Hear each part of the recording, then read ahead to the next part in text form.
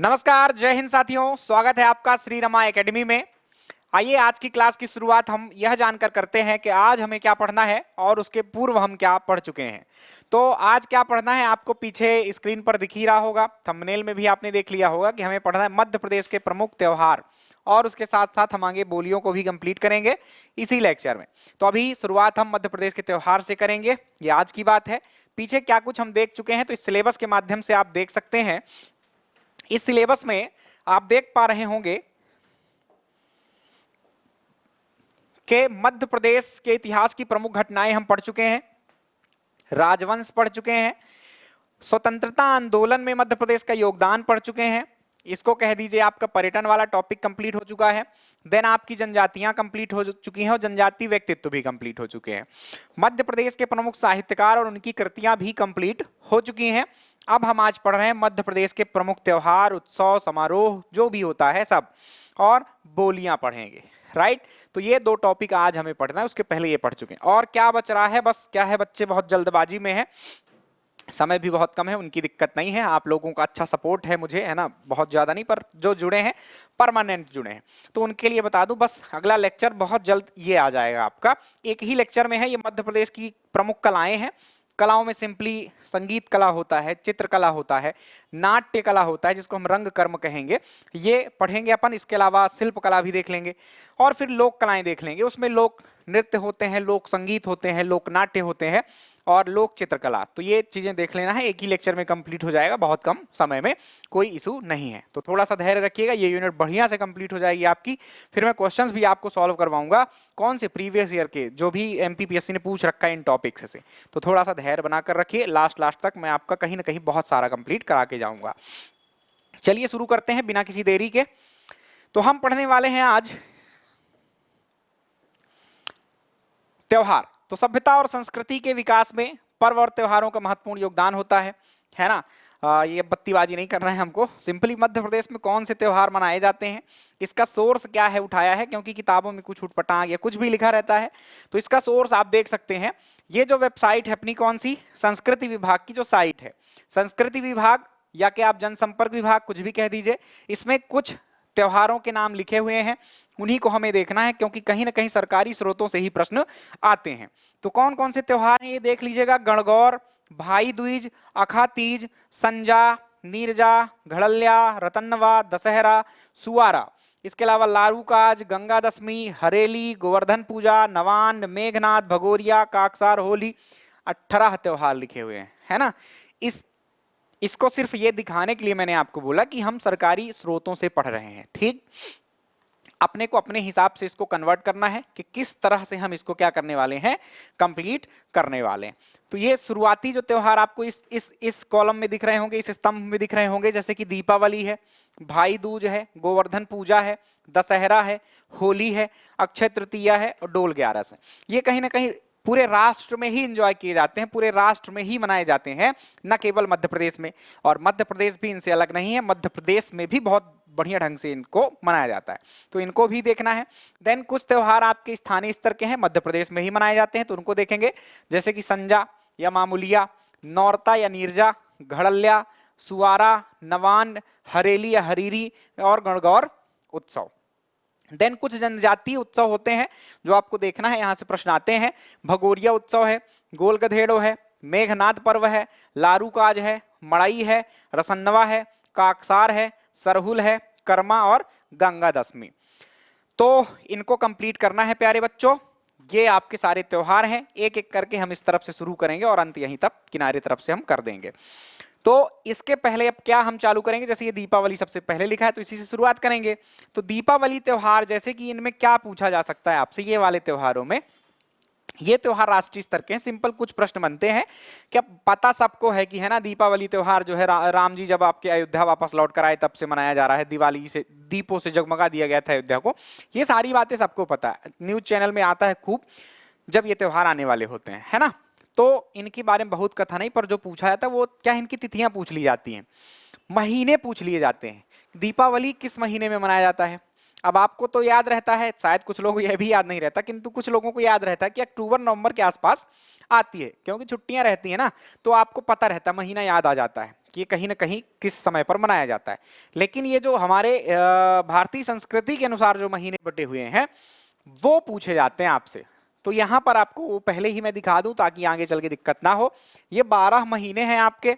आपके जो राष्ट्रीय पंचांग है, जैसे कि हम किस पंचांग का यूज करते हैं, राष्ट्रीय पंचांग कौन सा है हमारा, तो हमारा राष्ट्रीय पंचांग है शक संवत। कौन सा है? शक संवत। इसके बारे में भी तथ्य हैं, कुछ पूछे जाते हैं। 78 ईस्वी में चालू हुआ था, कनिष्क ने चालू किया था, और 22 मार्च 1957 को इसको हमने राष्ट्रीय पंचांग के रूप में अपनाया था। तिथि के साथ आपको ये बात याद रखनी है। इसमें 12 महीने होते हैं। पहला महीना होता है चैत्र माह, राइट। तो इनको एक बार मैं पढ़ रहा हूं, दिमाग से थोड़ा सा कंसंट्रेट होकर बैठना, तो यहीं पर थोड़ा थोड़ा क्लिक हो जाएगा। जैसे कि चैत्र माह है, यहां पर आपने चैत्र नवरात्र का नाम सुना होगा, तो चैत्र माह है। इसके अलावा बैसाख है, कुछ समय पहले ही खत्म हुआ, ये 2-4-10 दिन हो गया बैसाख खत्म हुआ। ज्येष्ठ अभी चल रहा है, आज जब आप वीडियो देख रहे हैं तब ये कौन सा महीना चल रहा है? ज्येष्ठ चल रहा है, ठीक। फिर बात करेंगे अपन आषाढ़ महीने की, अगला महीना आषाढ़ आने वाला है ना। आषाढ़ धीरे धीरे क्या, ये गर्मी के बाद कौन सा महीना? आषाढ़। आषाढ़ में पानी की शुरुआत हो जाती है, बरसना चालू हो जाता है, और फिर बढ़िया जब पानी बरसना शुरू होता है वो रहता है श्रावण, जिसे आप सावन कहते हैं। सावन के झूलों ने मुझको बुलाया, मैं दौड़ा चला आया, ऐसे कुछ गीत बने हुए हैं। श्रावण महीना भगवान शिव के लिए भी, आपके पूजन के लिए बहुत बढ़िया महीना होता है। भाद्रपद या भादों इसको कहते हैं। अश्विन महीना, जब आप दशहरा एंजॉय करते हैं, नवरात्रि एंजॉय करते हैं, नवरात्रि जिसमें देवी की प्रतिमाएं रखी जाती हैं, यहां पर चैत्र नवरात्र में देवी की प्रतिमाएं नहीं रखी जाती हैं। यहां पर चैत्र में भी कई सारे त्योहार आते हैं। पहली ही तिथि जो रहती है चैत्र की, प्रतिपदा उसको कहते हैं, और उस दिन पूरे ही देश में बहुत सारे त्योहार मनाए जाते हैं। असम में, कर्नाटक में, तमिलनाडु में, हर जो संस्कृति हमारा बहुत तरीके से विभाजित है ना हमारा देश, भांति भांति की संस्कृतियां आपको दिखाई देती हैं, तो इस दिन हर जगह पर कहीं ना कहीं कोई अलग त्योहार मनाया जाता है, राइट। तो वो त्योहार आप एंजॉय करते हैं। फिर आप बैसाख में आते हैं, तो अभी अभी आपने मनाया होगा कहीं ना कहीं परशुराम जयंती आपने मनाई है, वो बैसाख महीने में भी आती है, और बुद्ध पूर्णिमा भी आपने मनाया।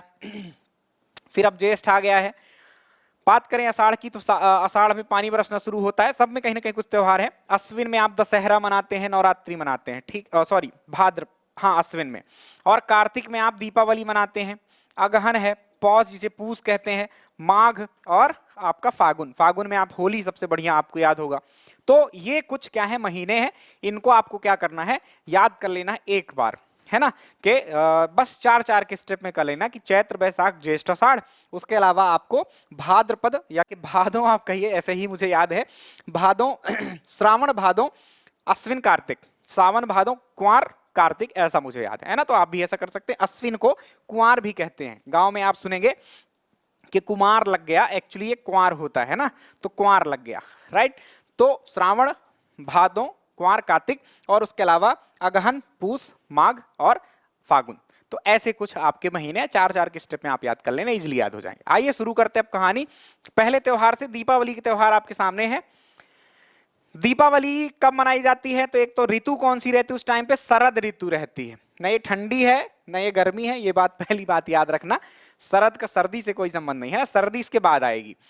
शरद ऋतु कब आती है? तो बरसात के बाद आप याद रख लेना, सितंबर अक्टूबर के महीने में, जब अक्टूबर हीट जिसे अपन कहते हैं, है ना, बरसात के बाद का जो काल रहता है, जिसमें आपको छटपटाहट होती है, ना पंखा बर्दाश्त होता है और ना पंखा बंद करके बर्दाश्त होता है, चपचपाहट उमस रहती है जिसमें, वो है शरद ऋतु। थोड़ा सा शरद ऋतु, थोड़ा सा उसके पहले की बात मैंने बता दी है। शरद ऋतु में थोड़ा सा अच्छा मौसम रहता है ना, शरद ऋतु अच्छे मौसम के लिए माना जाता है। बात करें कब मनाया जाता है दीपावली, तो कार्तिक मास में मनाया जाता है, और उसकी अमावस्या को, कार्तिक मास की अमावस्या को, राइट। ये ध्यान रखना है, हर महीना 2 भागों में बंटता है। एक होता है आपका शुक्ल पक्ष, एक होता है कृष्ण पक्ष। शुक्ल पक्ष में क्या होता है, आपका चंद्रमा बढ़ता है, मतलब उसकी चमक बढ़ती है या आकार बढ़ता है, और कृष्ण पक्ष में चंद्रमा घटता जाता है, और एक दिन क्या हो जाता है, वो पूरी तरह से गायब हो जाता है, उसका मतलब वो दिखता ही नहीं अपने को। चंद्रमा एक्चुअली नहीं घट बढ़ जाता है ना उसका प्रकाश घट बढ़ जाता है, तो एक दिन समाप्त हो जाता है, चंद्रमा दिखना हमको बंद हो जाता है, तो उसे अमावस्या कहते हैं। और उस दिन रात जो है वो काफी अंधेर भरी रहती है, दिखता नहीं है कुछ, काली रात जिसे कह सकते हैं आप, ठीक है। तो ये आपको ध्यान रखना, अमावस्या के दिन मनाया जाता है। अक्टूबर या नवंबर, जो नॉर्मल अपने ग्रेगोरियन कैलेंडर कहलाता है, उसके हिसाब से अक्टूबर नवंबर में आ जाती, कई बार अक्टूबर में कई बार नवंबर में। तो ये कुछ बातें थी याद रखने वाली। अब ये आध्यात्मिक कथाएं याद हैं आपको। अंधकार पर प्रकाश की विजय, मतलब भगवान राम ने जो है तो रावण को पराजित किया, मार दिया।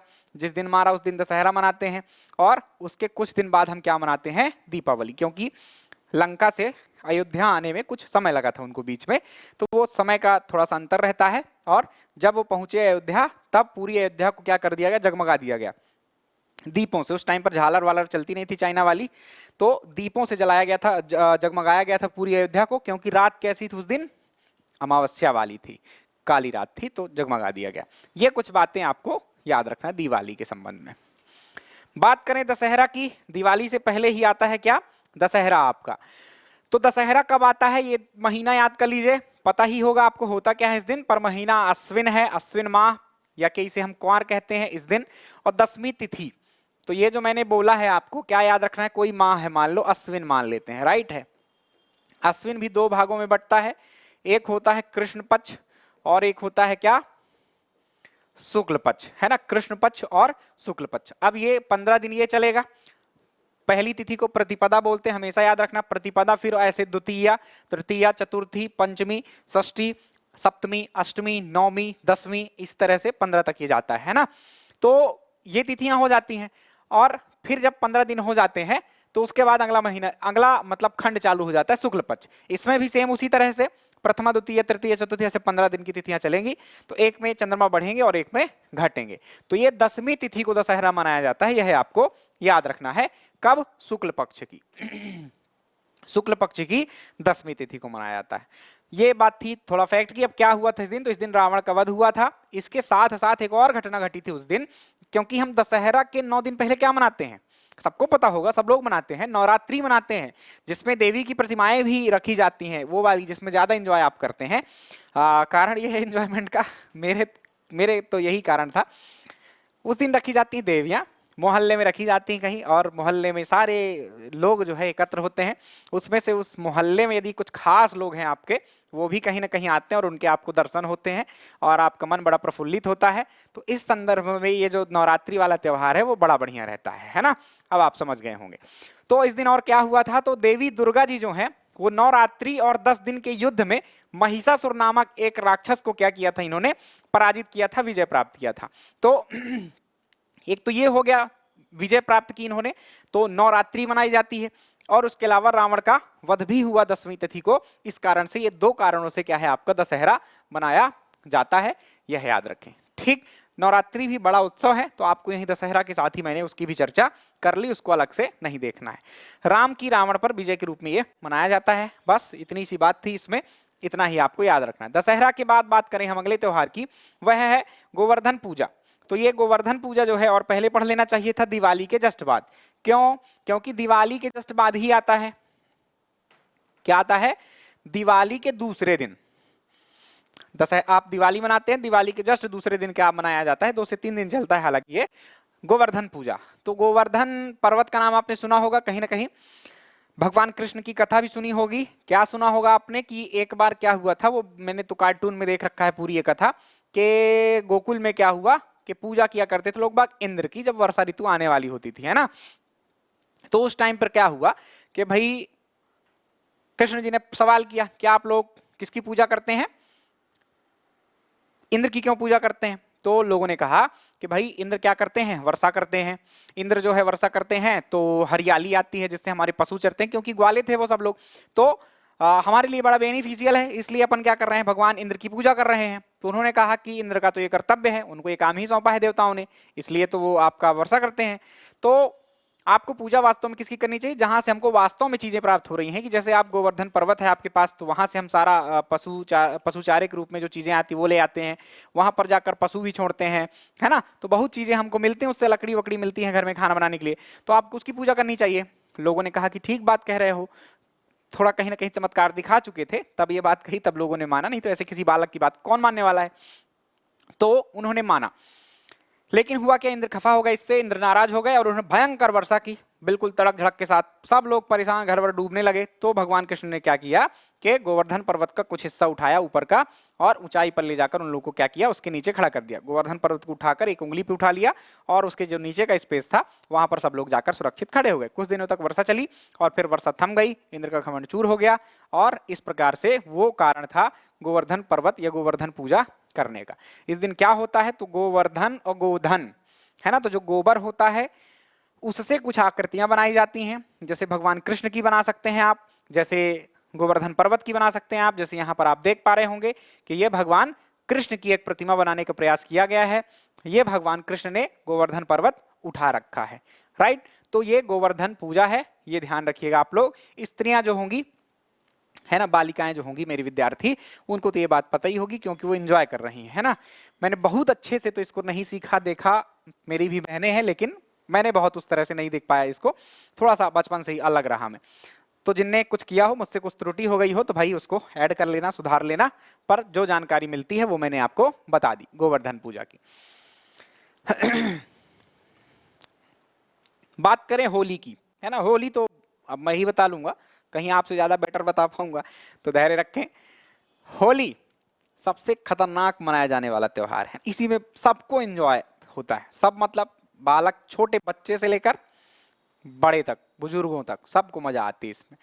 तो होली ऐसा त्योहार है, रंगों का त्योहार है। किस महीने में आता है, पूर्णिमा को आता है फाल्गुन की। फाल्गुन आपका अंतिम महीना मान लीजिए, आपके यहाँ पर जो ग्रेगोरियन कैलेंडर है उसमें कब आता है, तो मार्च के महीने में लगभग लगभग, है ना, शुरुआत में, वो भी अंत में नहीं, मार्च की शुरुआत में कहीं ना कहीं आ जाता है ये आपका पूर्णिमा के दिन। पूर्णिमा मतलब जब चंद्रमा पूरा दिख रहा होता है उस दिन होता है। तो होली का ये त्योहार है। होली के साथ साथ ये होलिका दहन भी आपने सुन रखा होगा। होली जिस दिन मनाते हैं अपन रंग खेलने वाली, उसके एक दिन पहले क्या किया जाता है, होलिका जलाई जाती है। गांव के लोग कहीं से जो झाड़ वाड़ होती है 2-4-10 दिन पहले से एकत्र करना शुरू कर देते हैं, जो भी जलाऊ चीज होती है, और एक बहुत बड़ा ढेर लगाते हैं, है ना। और फिर होलिका दहन जिस दिन होता है उसमें जला देते हैं। पूजा पाठ भी होती है, होलिका की और प्रहलाद की स्थापना की जाती है उसमें। मतलब कहानी सुनी होगी ना आपने, होलिका और प्रहलाद को उसमें बैठाया गया था, है ना, उनके पिताजी ने। तो होलिका जल गई थी और प्रहलाद बच गए थे, भगवान विष्णु के भक्त थे वो। तो इस प्रकार की कथा है। होलिका दहन भी मनाया जाता है इसके एक दिन पहले, यह भी आप याद रखें। फाल्गुन माह में मनाया जाता है। और इस दिन क्यों एंजॉयमेंट आप करते हैं, तो रंग खेलते हैं, बच्चे भी खेलते हैं, बूढ़े भी खेलते हैं, सब लोग खेलते हैं, है ना। और थोड़ा सा अपने बीच में समाज के कुछ लोग ज्यादा वो होते हैं, कुछ खराब होते हैं, कुछ मीडियम होते हैं, कुछ अच्छे होते हैं। अच्छे लोग होते हैं वो क्या करते हैं कि रंग खेलकर एंजॉय कर लेते हैं। मीडियम वाले लोग भांग, उनको मजा आ जाती है कि चलो हम शराब तो पीते नहीं हैं तो भांग पी लेते हैं आज कुछ, है ना, नशा में थोड़ा अलग ही मजा आ जाता है। और फिर कुछ लोग होते हैं उठपटांग से, उनके लिए तो बस जड़ी बूटी चाहिए उनको, और वो लोग क्या करते हैं, पी पाकर हल्ला नौटंकी करते हैं। पता चला थाने में बैठे होते हैं उस दिन, हालांकि रिपोर्ट वगैरह लिखी नहीं जाती है, तो बस बैठाए रहते हैं उनको शाम तक, जब तक होली खत्म नहीं हो जाती कि जाकर पता चला फिर से भांग पी ले या कुछ और पी ले और फिर किसी को मारे, तो उस समय तक 8-9 बजे रात तक बैठाए रहते हैं ना। तो बताओ कैसा अनुभव रहा मेरा। ये एक जो तस्वीर आपको दिख रही है, इसको हम कहते हैं रंग पंचमी। क्या कहते हैं, रंग पंचमी। ये रंग पंचमी होली के कुछ दिन बाद आता है, और प्रदेश के लिए ये इंपॉर्टेंट है। हम एमपी जी के पढ़ रहे हैं तो उसमें इंपॉर्टेंट कैसे, क्योंकि हमारे एमपी की एक पहचान है। एमपी में एक जगह है इंदौर, इंदौर में भी जो उसका केंद्र है राजवाड़ा, राजवाड़ा के पास बहुत सारी जनता एकत्र होती है। 5 लाख 2023 की होली में एकत्र हुई। और होता क्या है वहां पर, तो आप देख पा रहे होंगे कि ऐसे कुछ वाहन है, उसमें रंग है, पानी की व्यवस्था, टैंकर होते हैं, बहुत सारे लोग आयोजक टाइप के लोग जो होते हैं वो रंग की व्यवस्था, गुलाल की व्यवस्था, ये सब करते हैं और ऊपर से छिड़कते हैं सबके ऊपर। और कुछ डीजे वाले रहते हैं और गाने बजते हैं, बढ़िया नाचो, 5 लाख पब्लिक एक साथ नाच रही है ना। तो ये एक रंग पंचमी जो है बड़ा फेमस है। एक्चुअली इसको कहते हैं गेर निकलना। क्या कहते हैं, गेर निकालते हैं।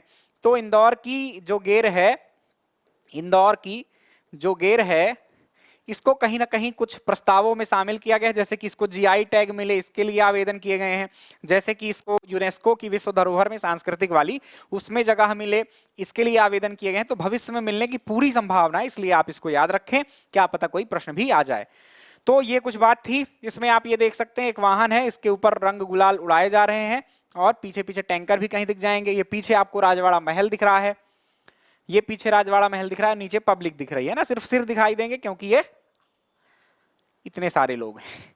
तो ये इसके अलावा भी और देश में आपके वृंदावन वगैरह है ना, ये वहां पर भी बहुत सारी बरसाने की होली प्रसिद्ध है आपकी, है ना, वृंदावन गोकुल वगैरह में भी खूब होली खेली जाती है। चलिए आगे चलते हैं, भाई दूज। अगला त्योहार है भाई दूज। तो हमने देखा दीपावली, हमने देखा दशहरा, हमने देखी होली, गोवर्धन पूजा भी देखा है। तो दीपावली के बाद एक त्योहार हमने गोवर्धन पूजा देखा, गोवर्धन पूजा के बाद एक त्योहार और आता है भाई दूज का, है ना। रक्षाबंधन की जैसा ही होता है, लेकिन राखी वगैरह इसमें नहीं बांधी जाती, इसमें तिलक का महत्व होता है ना। तो एक तो 2 बार आता है, पहली बात ये याद रखें। 2 बार कब कब? तो एक तो दिवाली के बाद मैंने बता ही दिया, दिवाली के तीसरे दिन, और एक होली के बाद आता है, होली के दूसरे दिन, है ना, चैत्र माह में। तो ये आपका होली के दूसरे दिन, होली अब कब है डिपेंड करता है, कई बार ये चैत्र माह में पहुंच जाता है और होली कब होती, फाल्गुन माह में, है ना। तो ये बात आपको पता होगी। तो ये उस टाइम पर आता है, कुल मिलाकर 2 बार आता है, एक दिवाली के बाद और एक होली के बाद, ये आपको याद रखना है। क्या होता है इस दिन? तो ये भाई बहन का त्योहार है, और इसमें राखी नहीं बांधते आप, क्या करते हैं, तिलक लगवाते हैं और रक्षा का वही वचन देते हैं अपनी बहनों को, और बहनें कुछ वचन मांगती हैं, कुमकुम हल्दी चावल लगाते हुए आपसे उसकी रक्षा का वचन लिया जाता है, ठीक। तो ये एक भाई दूज है, सिंपल सा, मिठाई उठाई खिलाई जाती है, और बस आपके लिए परेशानी का विषय है, बालकों के लिए पैसा खर्च हो जाता है आपका, है ना। चलो बात करें अक्षय तृतीया की, एक और त्योहार है, संस्कृति के पार्ट है हमारे अक्षय तृतीया। ये आपको जानना भी चाहिए, आप सामान्य नागरिक है ना, इन त्योहारों के बारे में कहीं ना कहीं जानना चाहिए, और ज्यादा जानना चाहिए। ये तो समय कम है, नहीं तो इनकी कथाएं भी मैं सबकी सुनाता कि क्यों मनाए जाते हैं, कैसे मनाए जाते हैं। इंटरनेट पर एक बार डाल देना, कहीं ना कहीं न्यूज जो चैनल्स होते हैं ऑनलाइन उपलब्ध हैं, उनमें खूब कथा लिखी रहती है। अक्षय तृतीया की बात करें तो बैसाख माह में, किस माह में मनाया जाता है ये ध्यान रखना, बैसाख माह में। कौन सा महीना चल रहा है वर्तमान में? जेठ चल रहा है, इसके पहले क्या था, बैसाख चल रहा था, ठीक। तो बैसाख की शुक्ल पक्ष की तृतीया को, पहले कृष्ण पक्ष आता है देखो किसी महीने में, देन शुक्ल पक्ष आता है, तो शुक्ल पक्ष की तृतीया को यह मनाया जाता है अक्षय तृतीया। क्या कहते हैं इसको? अक्षय तृतीया, या कि अखा तीज भी कहा जाता है। जो आपके जनसंपर्क विभाग की वेबसाइट थी उसमें क्या नाम लिखा था? अखा तीज लिखा था, और हम इसको पढ़ किस रूप में रहे हैं? अक्षय तृतीया के रूप में। किनका त्योहार होता है ये? तो अविवाहित युवतियों का त्योहार है। किनका त्योहार है? अविवाहित युवतियों का। क्या करती हैं इस दिन अविवाहित युवतियां? तो अविवाहित युवतियां जो है उपवास वगैरह रखती हैं ना, अच्छा वर प्राप्त करने के लिए, ऐसा कुछ तो होता ही है। और उस दिन शादियां भी संपन्न होती हैं। क्या होती हैं? शादियां भी संपन्न होती हैं। शादियां कैसी होती हैं? तो बहुत प्रसिद्ध एक बात है, इस दिन देखो बाल विवाह देश में बहुत ज्यादा होते हैं, तो पुलिस बहुत ज्यादा एक्टिव होती है, बाल संरक्षण आयोग वगैरह जो होते हैं वो बहुत एक्टिव रहते हैं कि बाल विवाह ना होने पाए इस दिन। विवाह के लिए ये बहुत एक मतलब कुछ दिन डिसाइड है, जिस दिन आप कोई भी काम शुरू करना हो तो आप उस तिथि से कर सकते हैं। तो कुछ ऐसे दिवस है, उनमें से एक आपका अक्षय तृतीया भी है। ये बहुत मतलब सभी काम को शुरुआत करने के लिए बहुत श्रेष्ठ दिन है, तो आप इसमें कर सकते हैं। तो कुछ भी इसमें करेंगे आप, आपके लिए अच्छा है, क्योंकि तिथियां निकालते हैं ना, मुहूर्त जिसे आप कहते हैं। तो शादी के लिए तो बहुत सारी चीजें देखी जाती हैं, तो शादी इसमें किया ही जा सकता है ना। चलो, तो ये कुछ बातें थी। अखा तीज कहते हैं, बैसाख तीज भी कहा जाता है, क्योंकि बैसाख को मनाया जाता है। इस दिन परशुराम जयंती भी आप मनाते हैं ना, इस दिन ही माना गया है। नर नारायण परशुराम और हयग्रीव का जो अवतार हुआ था वो इसी दिन हुआ था। तो परशुराम जयंती तो एंजॉय करते हैं, बाकी दोनों की जयंती वगैरह इतनी इंपॉर्टेंट नहीं है। लक्ष्मी जी की पूजा करते हैं उस दिन, है ना, ये भी ध्यान रखना। डोल ग्यारस, डोल ग्यारस कब मनाया जाता है? भादो माह में। कब मनाया जाता है? सावन के बाद आता है भादों। तो भादों के शुक्ल पक्ष की एकादशी को, एकादशी किसको कहते हैं भाई? 11 को। दसवीं तिथि के बाद क्या आता है? एकादशी आता है, ठीक। तो शुक्ल पक्ष की एकादशी को क्या करते हैं आप? यह त्योहार मनाते हैं। विशेष रूप से मालवा और निमाड़ में ये डोल ग्यारस मनाया जाता है। पौराणिक मान्यता के अनुसार भगवान विष्णु इस दिन क्या करते हैं? करवट बदलते हैं। इस त्योहार को परिवर्तन एकादशी, जल झूलनी एकादशी और पद्मा एकादशी के नाम से भी जाना जाता है। तो भगवान विष्णु करवट बदलते हैं, वो तो ठीक है। किस रूप में आप ज्यादा मनाते हैं इसको? तो भगवान कृष्ण से इसका ज्यादा संबंध है। तो भगवान कृष्ण के बाल रूप को सजाकर उनके लिए विशेष डोल तैयार किया जाता है। इस दिन भगवान विष्णु की कृपा से एकादशी का व्रत पूरे विधि विधान से किया जाता है। एकादशी तो नॉर्मल भी कई लोग व्रत रहते हैं, तो उस दिन तो और रहा जा सकता है ना। तो ये डोल ग्यारस जो त्योहार है ये आपका क्या है? एकादशी आप कहिए इसको। और कृष्ण जी की पूजा बहुत अच्छे से की जाती है, बालक रूप की, है ना। पूजा पाठ करना, व्रत रखना, ये सब काम इसमें किए जाते हैं। चलो, ये कुछ बड़े त्योहार थे जो राष्ट्रीय स्तर के थे। अब हमको थोड़ा सा ध्यान में ये रखना है, जहां से आते क्वेश्चन यहां से आएंगे प्रश्न, वहां से थोड़ा सा कम संभावना है। अभी यहां से शुरुआत हो रही है आपके प्रश्नों की। तो देखो सबसे पहला त्योहार है संजा। इसमें दो है एक्चुअली, है ना, ये याद रखने वाली चीज। संजा अलग है, मामूलिया अलग है। ठीक, तो संजा या मामूलिया पर्व, संजा मनाया जाता है मालवा में। पहला फैक्ट आपको याद रखना है। संजा, संजा गीत भी होगा, आगे चल के आएगा। संजा आपकी चित्रकला भी होगी, तो आप यहीं से याद कर लेना कि संजा कहाँ मनाया जाता है, मालवा में। तो चाहे संजा गीत आ जाए, चाहे संजा चित्रकला आ जाए, सब कहाँ होगा, मालवा में होगा। राइट, क्या होता है इस दिन, तो ये अविवाहित युवतियों का त्योहार है। पहली बात याद रखना, कुंवारी लड़कियां, अविवाहित का मतलब है ना, कुंवारी अलग कॉन्सेप्ट है, अविवाहित अलग है वर्तमान दृष्टिकोण से। ठीक, कब आता है यह, तो अश्विन माह में आता है और 16 दिन तक लगातार मनाया जाता है। कितने दिन तक, 16 दिन तक। क्या होता है इस दिन, तो जो कुंवारी युवतियां या अविवाहित युवतियां रहती हैं, वो लोग कुछ आकृतियां बनाती हैं अपने घर में, है ना, और शाम को मोहल्ले की सारी युवतियां क्या है, एकत्र होकर कुछ गीत गाया करती हैं। तो जो गीत गाती हैं उसको संजा गीत कहते हैं। जो चित्र बनाती हैं वो लोग उसको संजा चित्रकला के रूप में आप देखिए, और जो ये पूरा पर्व है इसको आप संजा पर्व के रूप में देखिए। तो ये तथ्य है, याद रखना, मालवा में मनाया जाता है। गोबर से, बेल बूटों से, किसी तरह से भगवान शिव वगैरह की, और भी शिव जी की बस नहीं, और कुछ भी अपने मन से वो आकृतियां बनाती हैं। तो ये क्या होता है आपका संजा पर्व। एक पर्व होता है मामूलिया। मामूलिया मिलता जुलता नहीं है बहुत, पर साथ में हमेशा लिखा रहता है, मैंने भी लिख दिया। बुंदेलखंड में मनाया जाता है। कहां पर मनाया जाता है मामूलिया पर्व, बुंदेलखंड में। इसमें क्या होता है कि वही है, ये युवतियों का ही त्योहार, कुंवारी युवतियों का ही त्योहार है। इसमें वो क्या करती हैं कि एक किसी वृक्ष की डाली तोड़ती हैं। वृक्ष खास तौर पर नींबू होता है, इसमें तो नहीं लिखा है, पर नींबू याद रखना, नींबू की डाली तोड़ती हैं, उसको कुर्ता वगैरह पहनाना या कपड़े पहनाना ऐसा कुछ होता है, और उसको फूल माला से बढ़िया सजाकर ऐसा काम करती रहती हैं। दिन के समय वो ऐसा करती रहती हैं, बढ़िया सजाना वजाना। शाम हो जाती है तो सब लोग एकत्र होकर किसी सरोवर में या किसी जलाशय में या किसी नदी में जाकर उसको क्या कर देती हैं, विसर्जित कर देती हैं, गीत गाते हुए जाती हैं। राइट, तो ये मामूलिया पर्व है। आपको ध्यान रखना कहाँ मनाया जाता है, बुंदेलखंड में। तो यहां से क्वेश्चन आपके सारे आना आप शुरू हो जाते हैं। बात करें अगले त्योहार की, तो इसे नौरता, नौरता, नवरात्रि ऐसा कुछ कंसेप्ट जोड़ लेना। नौरता या इसे कहते हैं नीरजा, 9 दिनों तक चलता है। कब चलता है, दशहरे के पहले। तो दशहरे के पहले क्या रहता है आपको पता है, नवरात्रि रहती है, तो नौरता रहता है ना। ये लगभग बुंदेलखंड से ज्यादा जुड़ा हुआ है, इसमें जगह नहीं लिखी हुई है। आप इसको, हालांकि पूरे प्रदेश में कहीं ना कहीं आप देखने को आपको मिल जाएगा, लेकिन यदि एक जगह कभी पूछ ले तो बुंदेलखंड आप याद रख सकते हैं, है ना। तो नौरता या नीरजा त्योहार जो है बुंदेलखंड में दशहरे के पूर्व मनाया जाता है। और क्या होगा इस दिन, स्त्रियां माँ दुर्गा की पूजा करती हैं। सिंपल, नवरात्रि में क्या होता है, पूजा ही तो होती है ना माता दुर्गा की। तो ये आप त्योहार याद रखें, नौरता या नीरजा। देन बात करें, एक घड़ल्या पर्व होता है। क्या होता है, घड़ल्या पर्व। तो नीरजा पर्व के 9 दिनों में ही, मतलब समान काल है, इसीलिए तो एक ही स्लाइड में इनको मैंने रख रखा है। उसी काल में मालवा में, कहां पर, ये घड़ल्या कहां होता है, मालवा में। नीरजा कहां हो रहा था, बुंदेलखंड में। तो उसी समय पर ये आपके मालवा का एक त्योहार है। 9 दिनों में ही लड़कियां क्या है, घड़ल्या पर्व मनाती हैं। समूह में लड़कियां एक लड़की के सिर पर छिद्र युक्त घड़ा रखती हैं जिसमें दीपक जल रहा होता है। फिर दरवाजे दरवाजे नृत्य करते हुए जाती हैं और कुछ नेग प्राप्त करती हैं, है ना। तो ये कुछ होता है आपके घड़ल्या में। तो घड़ल्या कहाँ का है, मालवा का है। नौरता या नीरजा कहाँ का है, बुंदेलखंड का त्योहार है। बात करें सुवारा पर्व की, तो सुवारा पर्व बुंदेलखंड का ही है, यह याद रखें, और मालवा के घड़ल्या की तरह ही है। तो वो आपको पीछे नीरजा भी याद रखना है, काम अलग हो रहा है ना, बस लिखा है वेबसाइट में ऐसा ही लिखा है ना, सेम वही लाइन उठा दी है मैंने कि घड़ल्या पर्व मालवा के घड़ल्या की तरह, लेकिन है नहीं वैसे। देखो इसमें दीवार से लगे एक चबूतरे पर एक राक्षस की प्रतिमा बैठाई जाती है।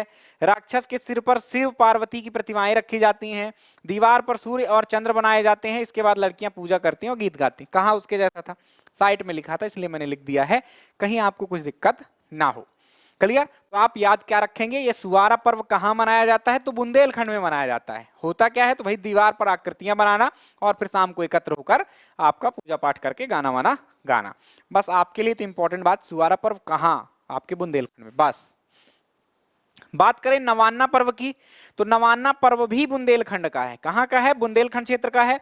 दिवाली के बाद नई फसल पकने पर यह त्योहार मनाया जाता है। तो नवान्ना पर्व कहाँ का है, आपके लिए तो सबसे इंपॉर्टेंट बात यही है, बुंदेलखंड का। पीएससी ने अब तक जो भी प्रश्न ऐसे पूछ रखे हैं, ये तो पर्व हैं, पर्व के बाद हम लोक नाट्य पढ़ेंगे, लोक नृत्य पढ़ेंगे, लोक संगीत, चित्रकला, शिल्पकला। इनमें ज्यादा क्वेश्चन जो बनने की संभावना होती है कि ये चीज भाई कहाँ होती है ना, बस यही क्वेश्चन आए हुए हैं आपसे और कोई परेशानी नहीं। तो आप सबसे मोस्ट इंपॉर्टेंट बात तो यही याद रखना कि कोई चीज कहाँ है।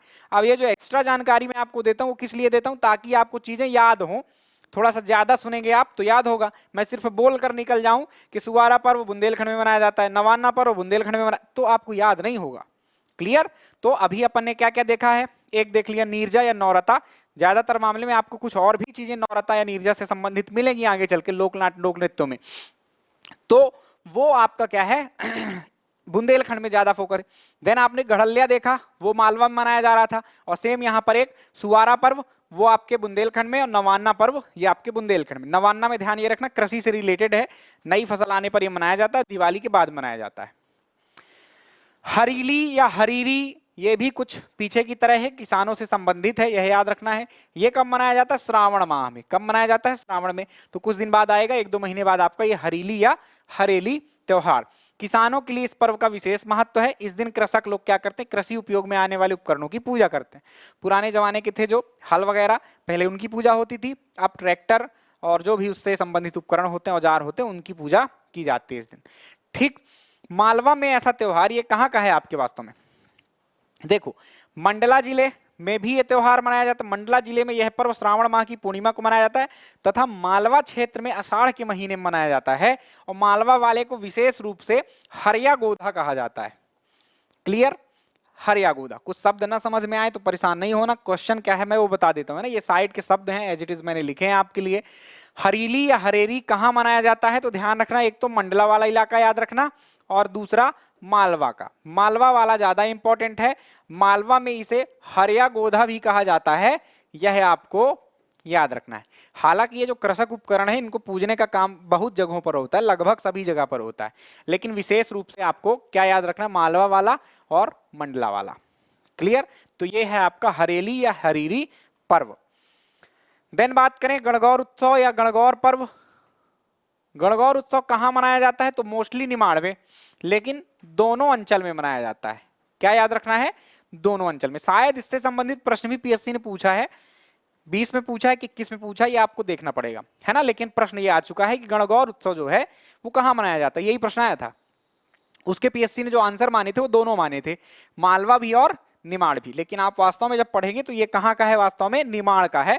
लेकिन कहीं ना कहीं निमाड़ और मालवा की जो संस्कृति है ना काफी घुली मिली है। बहुत सारी चीज निमाड़ की चीज मालवा में मनाई जाती है, और मालवा में जो चीजें केंद्रित है वो निमाड़ तक पहुंच जाती हैं।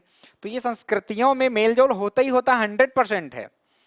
आप बघेलखंड और बुंदेलखंड में देख लीजिए, बहुत सारी चीजें हैं। बघेलखंड की कुछ कलाएं संस्कृतियां हैं वो बुंदेलखंड में प्रॉपर मनाई जाती हैं, और बुंदेलखंड की कुछ बघेलखंड, जैसे फाग है ना, होली के समय पर फाग गाना है, तो फाग कहाँ पर, केवल बुंदेलखंड में थोड़ी गाई जाती है, जबकि मेन बुंदेलखंड है।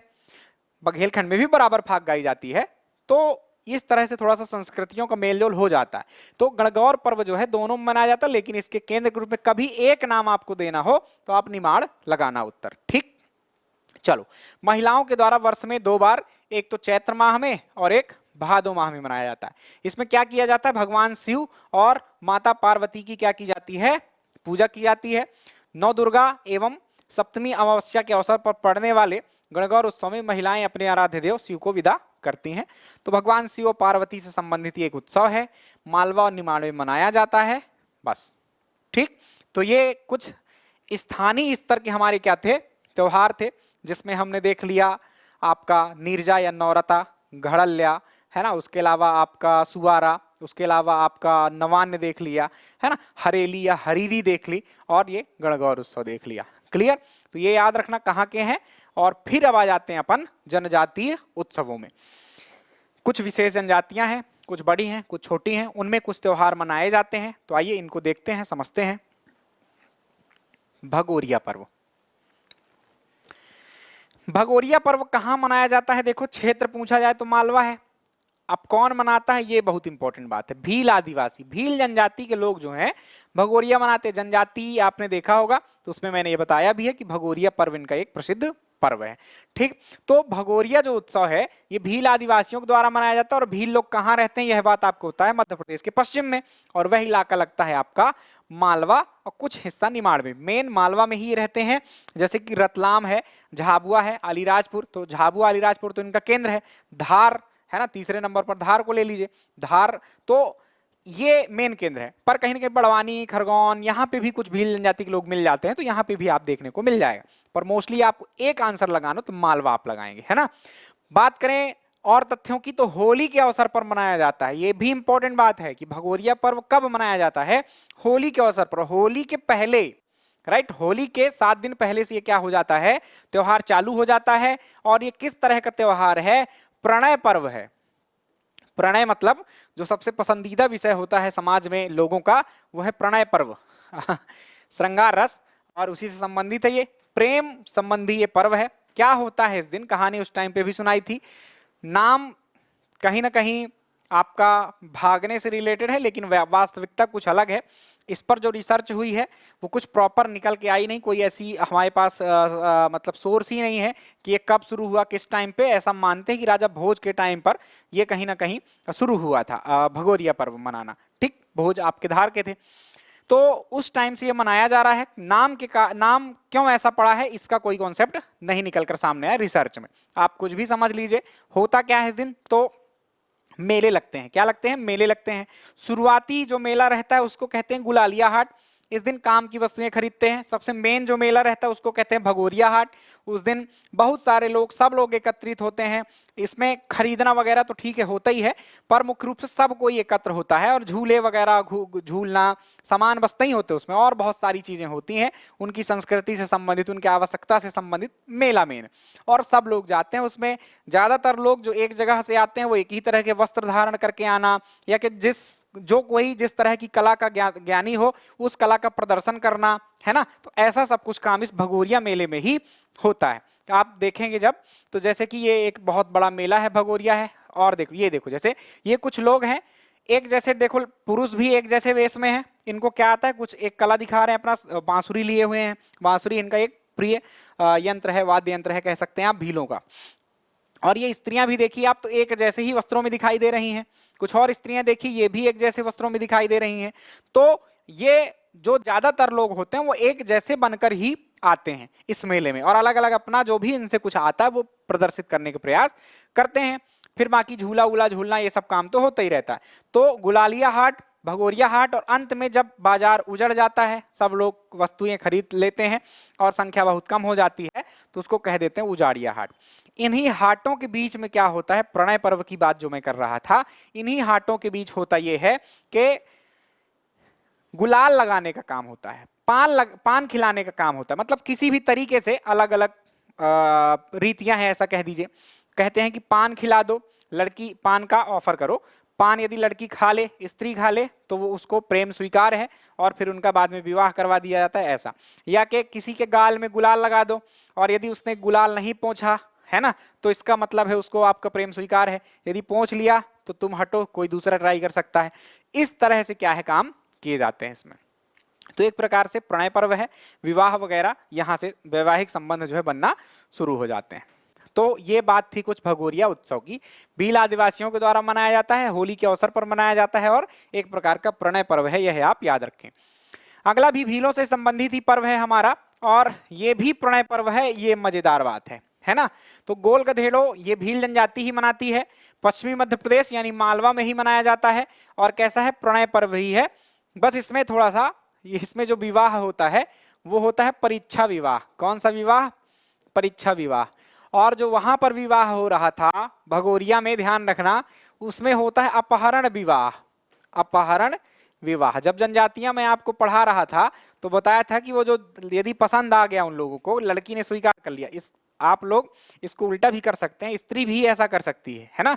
युवती किसी युवक के गाल पर भी रंग लगा दे और उनका भी प्रेम ऐसा हो सकता है, पर इसकी संख्या कम होती है, आपको पता है, लड़कियां प्रपोज बहुत कम करती हैं। तो अपहरण विवाह कहते हैं, क्योंकि वो यदि स्वीकार कर ले लड़की वहां, तो फिर उसको लेकर भाग जाते हैं वो लोग, और परिवार वाले ढूंढने के प्रयास करते हैं। यदि वो खोज लिए तो फिर परिवार वालों की मर्जी चलेगी विवाह करना है कि नहीं करना। यदि नहीं खोज पाए तो फिर उन दोनों का विवाह हो जाएगा सबकी सहमति से। इस प्रकार से कुछ कथाएं भी मिलती हैं। तो ये अपहरण विवाह है भगोरिया, और ये है परीक्षा विवाह। परीक्षा ली जाएगी इसमें, धैर्य और साहस की परीक्षा। कैसे ली जाएगी? तो एक बीच में खंबा बांध देते हैं, उसमें गुड़ या नारियल कुछ भी लटका दिया, कोई पेड़ है उसमें ऐसा लटका दिया, और चारों तरफ स्त्रियां क्या होती हैं, घेरा लगाकर खड़ी हो जाती हैं, और फिर उस घेरे को तोड़कर आपको उस नारियल या गुड़ को प्राप्त करना होता है। यदि आपने ऐसा कर लिया, गुड़ खा लिया, नारियल तोड़ दिया, तो अब आप उस घेरे की जो भी युवतियां हैं उनमें से किसी एक को जो आपको पसंद हो उससे आप विवाह कर सकते हैं।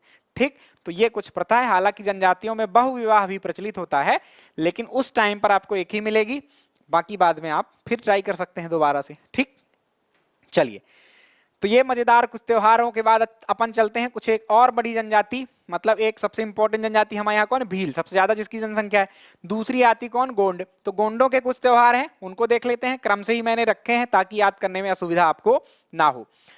तो मेघनाद जो पर्व होता है वो गोंड जनजाति का होता है। सबसे पहली बात तो ये याद रखना है। ठीक, कब होता है तो ये याद करना हो तो कर लीजिएगा। फाल्गुन माह के प्रथम पक्ष में होता है।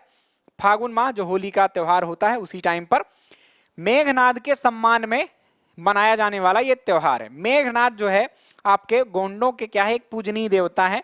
तो जैसे कि नारायण देव, मेघनाद है ना, बूढ़ा देव, ये सब लोग जो हैं, बूढ़ा देव वास्तव में एक पीएससी ने प्रश्न पूछा था तो उसका आंसर बैगा माना गया था, लेकिन बूढ़ा देव गोंडों के भी देवता हैं, है ना। ठाकुर देव, नारायण देव, बूढ़ा देव और ये मेघनाद, ये ऐसे क्या है, गोंड जनजाति के कुछ प्रमुख देवता हैं। तो मेघनाद के सम्मान में मनाया जाने वाला ये पर्व है। इसमें क्या किया जाता है तो खम्ब स्वांग जैसा ही कुछ है इसमें। 4 स्तंभ, उसमें एक पटरा लगा दो, तखत बना दो, है ना।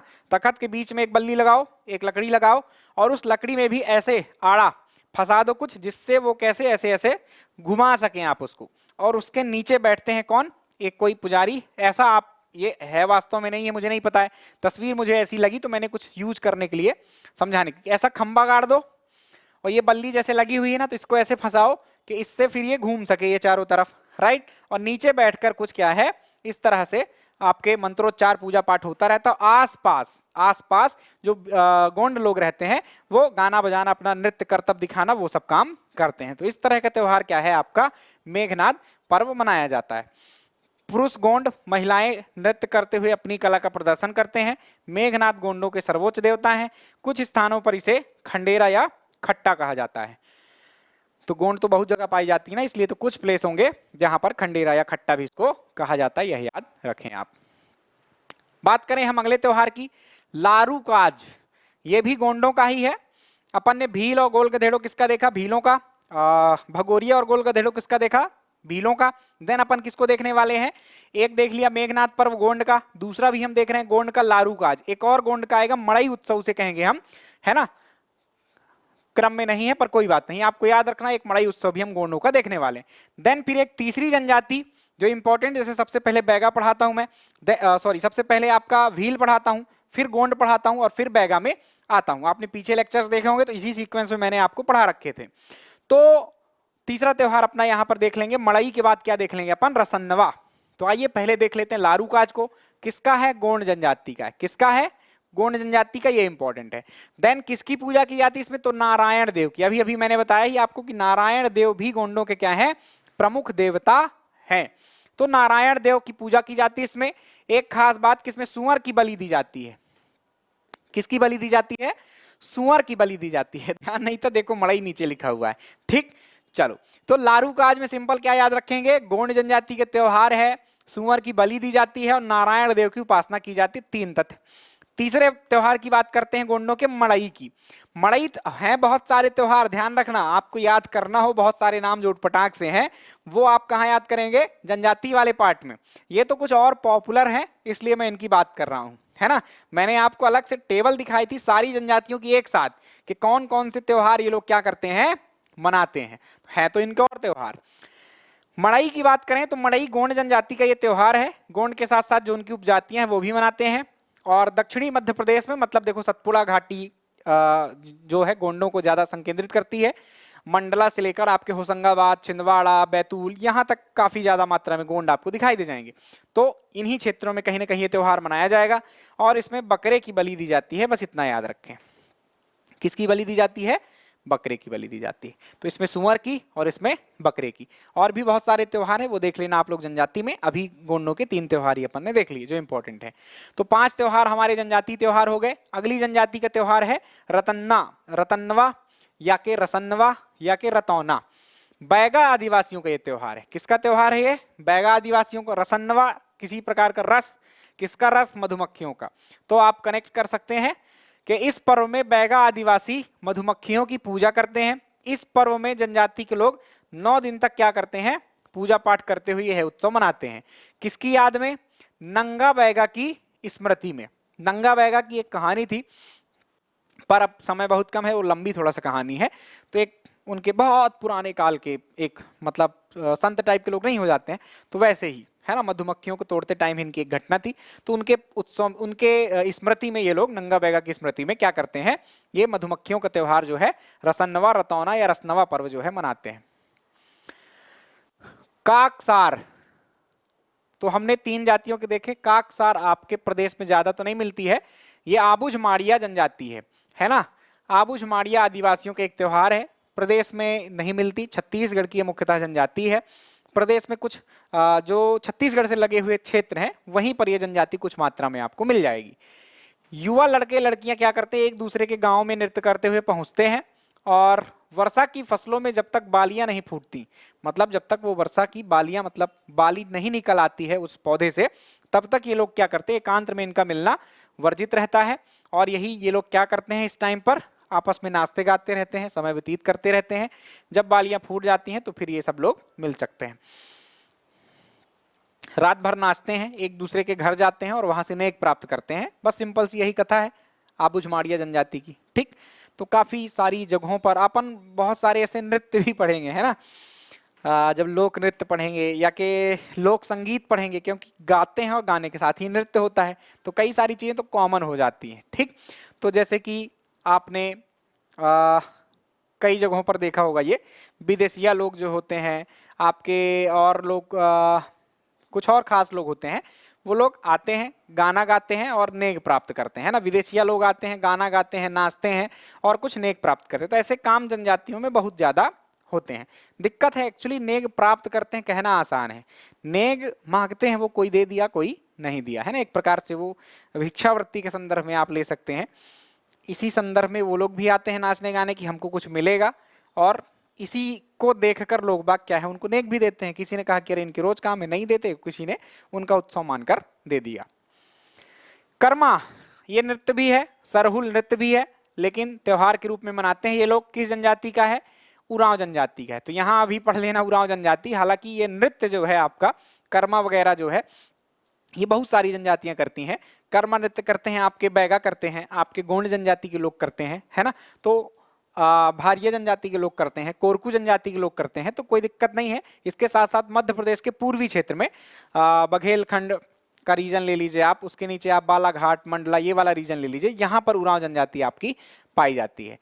धान की फसल रोपने के लिए तैयार हो जाती है तब यह उत्सव मनाया जाता है और कर्मा नृत्य किया जाता है। ठीक, तो नृत्यों का राजा आपका कर्मा नृत्य इस अवसर पर उरांव जनजाति करती है। सरहुल नृत्य भी उरांव जनजाति करती है। तो उरांव जनजाति के 2 नृत्य तो आपको याद हो गए, सरहुल और कर्मा। इसमें इस अवसर पर प्रतीकात्मक रूप से सूर्यदेव और धरती माता का विवाह रचाया जाता है। बस इतना याद रखिए, बस सरहुल उरांव जनजाति करती है, इतना ही याद रखें, बाकी काम का नहीं है।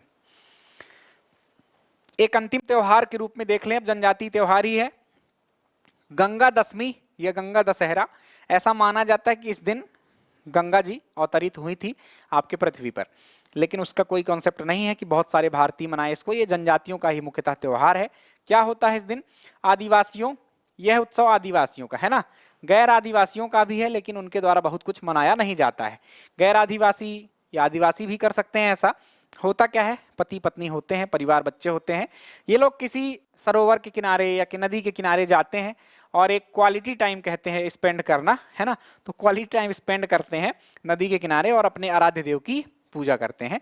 ये होता है आपके गंगा दशमी में। गंगा के किनारे करना चाहिए ये, लेकिन अब सब जगह गंगा नहीं है, तो ये लोग किसी भी नदी के किनारे ऐसा करते हैं। तो ये थे प्रमुख त्योहार प्यारे बच्चों। बहुत सारे त्योहार हमने क्या किए, देखे, अलग अलग भागों में उनको बांट कर देखा। तो ये कुछ त्योहार हमारे कंप्लीट हुए, आपके सिलेबस में अलग से लिखा था, उसको मैंने पढ़ा दिया। अब त्योहार जैसे ही हैं, है ना, त्योहार बताना अच्छी चीज है। समारोह या उत्सव हम इसे कह सकते हैं। अगला जो खंड मैं कंप्लीट करने वाला हूं वह क्या है, समारोह या उत्सव। कैसे उत्सव, ये थोड़ा सा सरकारी स्तर पर होंगे, कुछ आप लोग भी उसमें शामिल होते हैं, वैसे कुछ उत्सव हैं। तो कहीं जैसे कि जल उत्सव है, जैसे कि आपका किसी विद्वान के नाम पर कि सुभद्रा कुमारी चौहान उत्सव है, कालिदास महोत्सव या कालिदास समारोह है, या कि तुलसी समारोह है।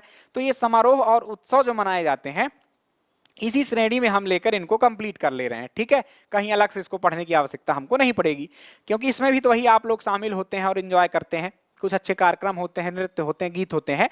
तो ये समारोह, उत्सव और त्योहार को हम एक साथ देख रहे हैं।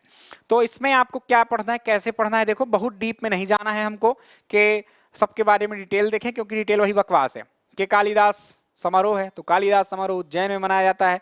कालिदास की स्मृति में मध्य प्रदेश संस्कृति विभाग ने क्या किया, इसका आयोजन 1957 से प्रारंभ किया, और इसमें विभिन्न विभिन्न कलाकृतियां मतलब विभिन्न विभिन्न कलाकार बुलाए जाते हैं, वो नृत्य करते संग। ये थोड़ा सा वही सेम रिपीट बातें हैं, होगा सब में वही नृत्य होगा, जनजातियों का नृत्य होगा, तो जो भी कुछ अलग अलग लोक कलाएं हैं उनका प्रस्तुतिकरण ही होता है, लगभग सब में होता है ऐसा, राइट। तो आपको कहीं परेशान होने की आवश्यकता नहीं है, आप तो सिर्फ नाम देखो, कुछ की डेट्स हैं उनकी डेट्स भी देखना है ना, कुछ इंपॉर्टेंट है जिनकी डेट्स इजीली मिलती हैं उनकी डेट्स भी याद रखना कि कब वो शुरू हुआ था। और मोस्टली तो आपसे जो क्वेश्चन बनना है 95% वो यही आता है कि कहाँ मनाया जाता है ये त्योहार या उत्सव, है ना।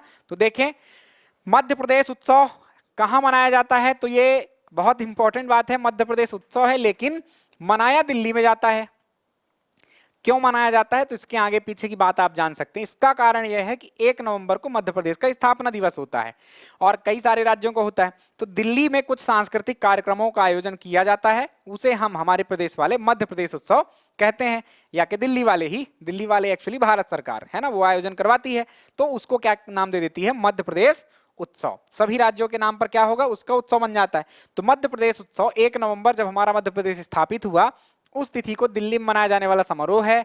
कब मनाया जाता है, तो 1982 से मनाया जाना शुरू किया गया। फिर एक मध्य प्रदेश पर्व समारोह है, भोपाल में मनाया जाने वाला ये पर्व है। फिर एक मालवा उत्सव है, मालवा उत्सव में एक जगह नहीं है 3 जगहें हैं, मालवा की ही वो जगहें होंगी। मालवा उत्सव मनाया जाता है आपके इंदौर में, सबसे इंपॉर्टेंट यही प्लेस है ना। मैं तो देख रहा हूं 2-4-6 सालों में एक आध जगह ही चेंज होता है, बीच में भी मांडू में हुआ था कहीं पर, फिर उसके बाद उसके मतलब 2-3 बार से देख रहा था कि इंदौर में मन रहा है, बीच में एक बार मांडू में मना, एंड देन 2-3 बार से लगातार मांडू में आपके इंदौर में मनाया जा रहा है। तो कहीं ना कहीं ज्यादा केंद्र इसका क्या है, आपका इंदौर ही, क्योंकि बड़ा शहर है। भाई ये उत्सव होते क्यों है या क्या होता है इनमें, ये उत्सव ऐसा है, ध्यान रखना आप लोग। वो कार्यक्रम जो होना है वो तो होते ही हैं। क्या कार्यक्रम होते हैं भाई, वही कहीं से बुला लिया आपने, मतलब जो प्रदेश की संस्कृति है, कोई नृत्य है, आपका भगोरिया नृत्य करवाना है, आपको जो अगरिया जनजाति उसके नृत्य करवाना है, संगीत करवाना है, उनके वाद्य यंत्र कैसे बजते हैं वो दिखवाना है, तो ये कार्यक्रम तो चलते ही हैं। साथ में एक बड़ी प्रदर्शनी भी लगी रहती है इसमें, जिसमें वस्तुएं खरीदी जाती हैं, जनजातीय वस्तुएं भी शामिल होती हैं, और आपके घर द्वार की जो काम की वस्तुएं होती है वो भी रखी जाती है ना। तो भाई इंदौर में ज्यादा नागरिक हैं, मांडू में कितने लोग होंगे सोचो, गांव जैसा है मांडू आपका, और उसके अलावा उज्जैन भी उतनी ज्यादा आबादी नहीं है, इंदौर में सबसे ज्यादा आबादी है। तो इंदौर में इसीलिए इसको बार बार ये केंद्र बनाया जाता है, क्योंकि ज्यादा लोग पहुंचे, ज्यादा वस्तुएं खरीदें तो लोगों को लाभ प्राप्त हो भाई, है ना, हर जगह इनकम जोड़ सकते हैं आप। तो इंदौर, मांडू और उज्जैन ये 3 जगहों पर मनाया जाता है, लेकिन मेन केंद्र क्या है आपका, इंदौर। कब से मनाया जा रहा है, तो 1991 से मनाया जा रहा है। मेंस में एक बार ये पूछा था 6 अंकों का प्रश्न कि मालवा उत्सव पर टिप्पणी कीजिए, तो जब टिप्पणी करने की बारी आएगी तो करेंगे अभी कुछ दिन बाद, ठीक। अभी हम लोग केवल प्रीलिम्स की बातें करते हैं।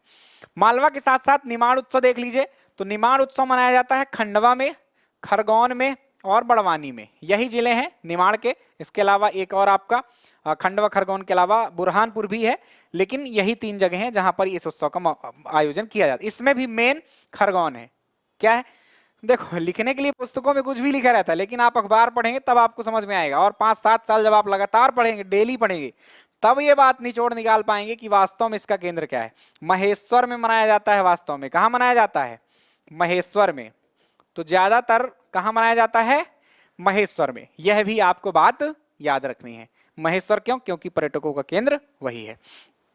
तो खंडवा, खरगोन और बड़वानी, उसके साथ साथ आपको महेश्वर केंद्र के रूप में याद रखना है। महेश्वर आपके खरगोन में आता है।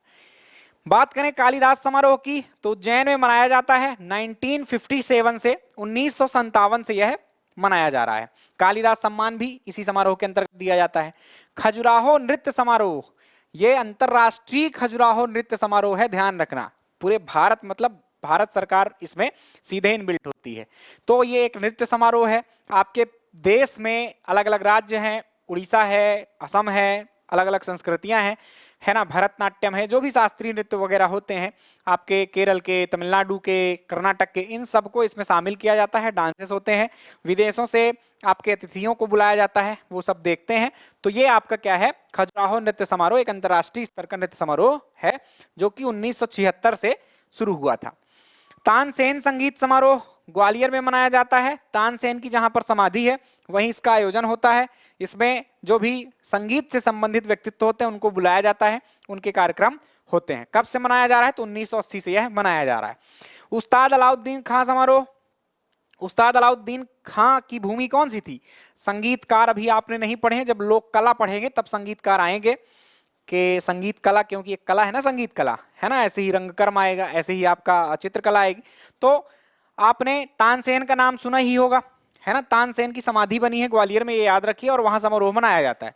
अलाउद्दीन खां एक संगीतकार थे, सरोद वादक थे, और उनकी जो समाधि है एक्चुअली उनकी कर्म भूमि जो है आपकी मैहर में ही है, इसलिए मैहर में क्या है, ये समारोह आयोजित किया जाता है।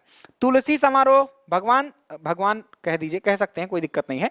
तुलसीदास जो है आपके, वो कहां से संबंधित है भाई? चित्रकूट में रहे, है ना, चित्रकूट में, इसलिए इनका संबंध आ जाता है सीधे सीधे। तुलसी समारोह कहां है? दीपावली के आसपास ये मनाया जाता है। कब, कहां मनाया जाता है? चित्रकूट में, क्योंकि तुलसीदास कहां से संबंधित है भाई? चित्रकूट में। भगवान राम की स्थली कौन सी है? आपकी चित्रकूट है। तो काफी समय तक तुलसीदास ने अपना जीवन चित्रकूट में बिताया, इसलिए आपको उनका संबंध चित्रकूट से रखना चाहिए। रामलीला समारोह, तो एक विशेष रामलीला है, भगवान राम से ही संबंधित है, तो आप इजीली कनेक्ट कर पाएंगे। यह भी कहां मनाया जाता है? सतना जिले के चित्रकूट में मनाया जाता है।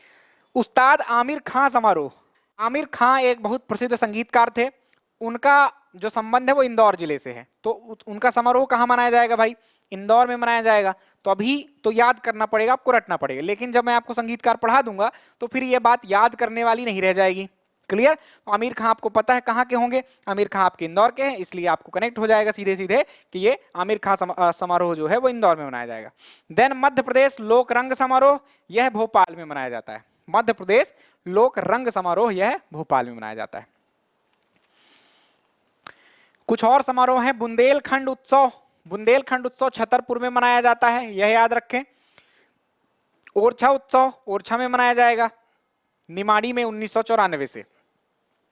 नर्मदा उत्सव, ये एक इंपॉर्टेंट है, नर्मदा उत्सव अमरकंटक में मनाया जाता है। कहां मनाया जाता है? अमरकंटक में। नर्मदा जयंती के दिन मनाया जाता है। कब मनाया जाता है? नर्मदा जयंती के दिन। और हालांकि आप केंद्र अमरकंटक ही याद रखें, क्योंकि सरकारें इसका उद्घाटन वगैरह करती हैं कि नर्मदा जयंती के दिन कमलनाथ पहुंचे, शिवराज सिंह पहुंचे, ऐसी खबरें आती रहती हैं।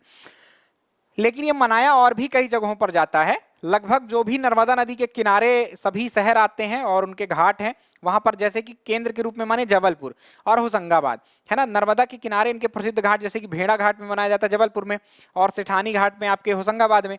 तो ये कुछ घाट हैं या के शहर हैं जहां पर और अच्छे तरीके से क्या है इन त्योहारों को या नर्मदा जयंती को या नर्मदा उत्सव को मनाया जाता है। पर आपसे जब पूछा जाएगा क्वेश्चन तब आपको अमरकंटक लगाना है। अमरकंटक न मिले विकल्प में तो दो नाम आपको मैंने और बता दिए, कौन कौन सा? जबलपुर और होशंगाबाद।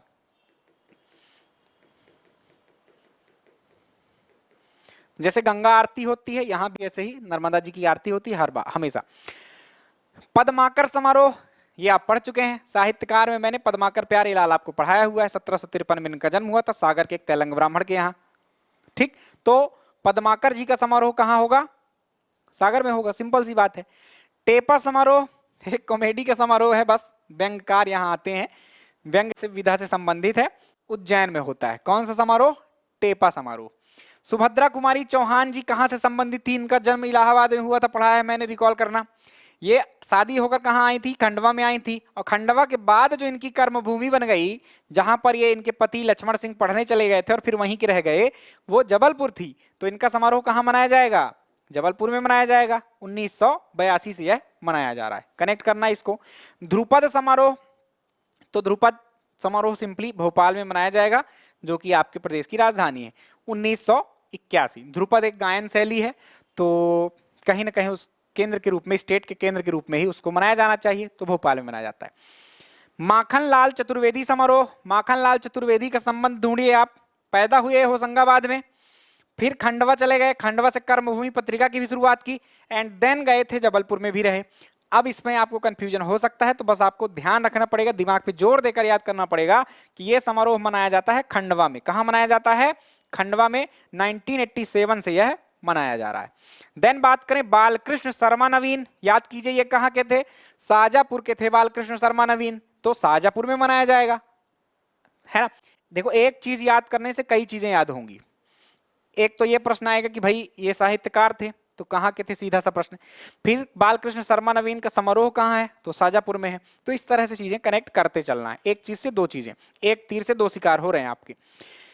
लता मंगेशकर संगीत समारोह, लता मंगेशकर आप व्यक्तित्व पढ़ेंगे तो पता चलेगा कि ये इंदौर की थी, इसलिए लता मंगेशकर समारोह कहाँ मनाया जाएगा? इंदौर में मनाया जाएगा। क्लियर? तो ज्यादातर चीजें तो बढ़िया कनेक्ट हो रही हैं, कोई दिक्कत नहीं। इक्का दुक्का चीजें ही आपको क्या करना पड़ेगा? याद करना पड़ेगा। बात करें जल महोत्सव की, ये हाल ही में कुछ शुरू हुआ है आपका, 5-7 साल हो गया है इसको शुरू हुए। आप डेट एग्जैक्ट तो नहीं कह रहा मैं, 2015 या 2016 आप ऐसा लिख दीजिए, है ना। 2015-16 में क्या हुआ था? यह उत्सव शुरू हुआ था। अभी जो मनाया जाएगा 2023 में, वो 8वां उत्सव होगा। कौन सा होगा? 8वां। अखबारों में मैंने पढ़ रखा है, ये लास्ट में मनाया जाता है, नवंबर के आसपास, नवंबर दिसंबर में चालू होता है। और एक जगह पर मनाया जाता है, हनुवंतिया में। कहाँ मनाया जाता है? हनुवंतिया में। हनुवंतिया कहाँ है? खंडवा में है। हनुवंतिया एक टापू है जो इंदिरा सागर जलाशय है उसके अंदर बना हुआ है। आपको किसी बड़े झील या समुद्र की फीलिंग लेना हो तो आप वहां चले जाइए। आपके रहने के लिए कुछ कॉटेज बनाए गए हैं, वहां रुकिए, एंजॉय कीजिए, और बहुत सारे जो एडवेंचर होते हैं वो सब करने की भी वहां सुविधा अवेलेबल है। नर्मदा उत्सव बता ही दिया, अमरकंटक में मनाया जाता है। जनजातीय फिल्मी उत्सव मनाया जाता है इंदौर में। चैतियागिरी बिहार उत्सव, देखो ये चैतियागिरी ऐसा साइट में नाम मिला है मुझे, इसलिए मैंने ऐसा ही लिख रखा है। मध्य प्रदेश शासन की साइट में चैत्यगिरी हो सकता है संभवतः उस प्रदेश सरकार का ये मतलब। तो चैतियागिरी या चैत्यगिरी विहार उत्सव कहां मनाया जाएगा भाई? सांची में। राइट, 3 शब्द हैं, एक है चैत्य, एक है बिहार और एक है स्तूप। ये तीनों का संबंध बौद्ध धर्म से होता है, और प्रदेश में बौद्ध धर्म का क्या केंद्र क्या है? सांची है। आराम से याद कर लेना। दुर्लभ वाद विनोद समारोह जो होता है वो मनाया जाता है आपके भोपाल में। तो ये जितने हो सकते थे समारोह सब के सब मैंने शामिल कर दिए हैं। ना इंपॉर्टेंट ना कुछ मैंने ऐसा कुछ छांटने का इसमें प्रयास नहीं किया। जो चीजें मिलती हैं, जो समारोह मनाए जाते हैं, जो पुस्तकों में मिले वो भी मैंने लिखा, जो प्रदेश सरकार की साइट में मिले वो भी मैंने लिखा, है ना। तो कुछ छूटे ना आपसे, इसलिए शामिल कर दिए हैं। जिनकी डेट्स मिली बड़ी मेहनत से वो भी मैंने शामिल किए। तो ये खत्म हो गए प्यारे बच्चों हमारे मध्य प्रदेश के समारोह। इस प्रकार से हम लोग 2 हिस्से एक्चुअली कंप्लीट कर लिए, एक तो त्योहार वाला वो अलग खंड रखिए, और एक समारोह या उत्सव वाला खत्म कर दिए। ठीक, आगे चलते हैं अपने अगले टॉपिक पर। उसके पहले कुछ जानकारी आपके लिए कि ये जो पढ़ा रहा हूं मैं, इसके ऑब्जेक्टिव आपको लगाना हो तो ऐप है हमारा, डिस्क्रिप्शन में उसका लिंक भी रहता है, उसमें जाकर आप लगा सकते हैं। लिखने की लिख सकें आप तो लिखते जाइएगा, कोई दिक्कत नहीं है, उससे तो आपको याद ही हो जाएगा, अच्छी बात है ये। लेकिन पीडीएफ भी मिलती है आपको, तो आपको उसमें भी परेशान नहीं होना है। आपको अपलोड कर दी जाती है, उसको डाउनलोड करके अभी प्रिंट मत लेना, जब ये कंप्लीट हो जाएगा, अगला लेक्चर भी कंप्लीट हो जाएगा, तब मैं एक ओवरऑल बना दूंगा, तो उसकी प्रिंट लेकर आप नोट्स रख लेना। अभी मोबाइल में उसको डाउनलोड करके आप पढ़ना चाहें तो पढ़ सकते हैं। तो आपको जो भी सुविधाएं देने का प्रयास कर सकते हैं हम वो कर रहे हैं। आगे सुविधाएं बढ़ेंगी ही, पर कैसे बढ़ेंगी? सपोर्ट से बढ़ेंगी आपके। आपको यदि पसंद आती है ये मेहनत तो आपको लाइक करना है, शेयर भी करना है। जितना ज़्यादा आप सपोर्ट करेंगे ये व्यवस्थाएं और बढ़ जाएंगी। अभी थोड़ा सा समय लग जाता है, 1-2 दिन पीडीएफ अवेलेबल होने में, तुरंत अपलोड हो जाया करेगी कुछ दिनों बाद। ठीक, तो आपके सपोर्ट पर हर चीज़ निर्भर है। लाइक करना, पसंद करना, ये सब काम आपको करना है। चलिए अगले टॉपिक पर चलें। मध्य प्रदेश की बोलियां, मध्य प्रदेश की बोलियां पढ़ना है प्यारे बच्चों। अब बोलियां क्या है, कहीं ना कहीं आपको हिंदी से जोड़ना पड़ेगा, आपको हिंदी भाषा से यहां से शुरुआत करेंगे, आपको पृष्ठभूमि पूरी बताऊंगा मैं, तब जाकर आपको आगे कॉन्सेप्ट क्लियर होंगे, है ना।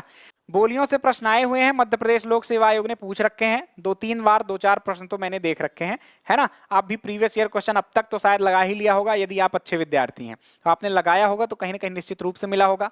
अभी तक जो प्रश्न आए हैं वो बहुत सिंपल आए हैं। कैसे प्रश्न आए हैं, ये बोली कौन सी नहीं बोली जाती है प्रदेश में, 4 विकल्प दे दिए।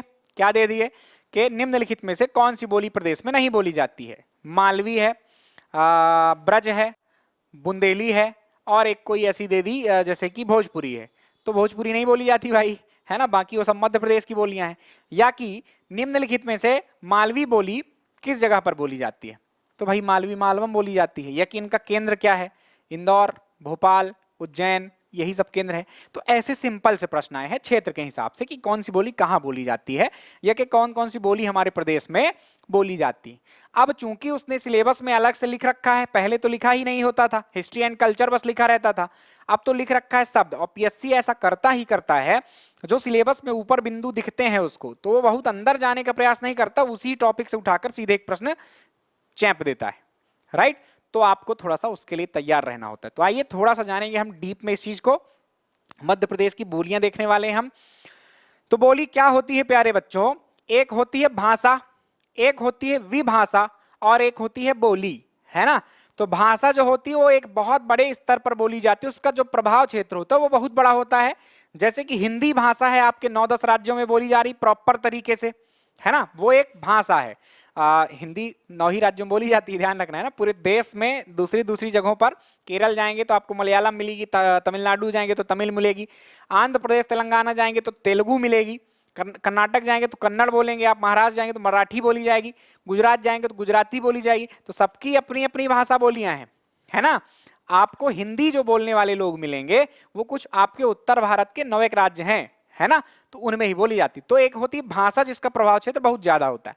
देन एक होती विभाषा, विभाषा 1 या 2 प्रांत तक हो सकती है, फैली हुई हो सकती है, तो वो विभाषा होती है। देन एक और सबसे छोटे स्तर पर आते हैं अपन बोली के। तो बोली जो है एक बहुत छोटे से क्षेत्र में बोली जाती है। क्या होती है, सबसे कम बोली इसके पहले होती है, आप याद रखें इसका क्षेत्र थोड़ा बड़ा होगा, विभाषा। एग्जाम्पल भी अभी दे दूंगा। और इसके पहले क्या होती है, भाषा। तो भाषा का क्षेत्र वृहद होता है। विभाषा जैसे आप ले सकते हैं इसमें एग्जाम्पल ब्रज भाषा को, किसको ले सकते हैं, ब्रज भाषा को। तो ब्रज भाषा क्या है, एक विभाषा है, पर हालांकि बोली के रूप में उसको पढ़ते हैं, चिंता मत करना। बोली आप जैसे कि आप बुंदेली ले लो, ये क्या है, ये है आपकी बोली। तो ये बोली होती सिंपल। तो पढ़ लेते डेफिनेशन। एक निश्चित क्षेत्र यानी कि छोटे से क्षेत्र में बोली जाने वाली जो भाषा होती है उसको बोली कहा जाता है, जिसमें सामान्यतः साहित्य की रचना नहीं होती है। सामान्यतः शब्द यूज किया गया है कि प्रायः साहित्य की रचना नहीं होती, लेकिन कुछ विशेष बोलियां होगी। भाई हम किसको पढ़ेंगे, जो कुछ विशेष होगी ना, बोली तो भयंकर है, हर 5 किलोमीटर बाद आपकी बोली बदल जाएगी। लेकिन जो बड़ी बोलियां होंगी जिसमें कहीं ना कहीं साहित्य रच दिया गया होगा, तभी तो पॉपुलर हुई होगी, तो तभी तो उनको हम पढ़ेंगे ना। मालवी क्यों पढ़ेंगे, जब उसमें कुछ साहित्य लिख दिया गया होगा। ब्रज क्यों पढ़ेंगे, जब साहित्य लिख दिया गया होगा।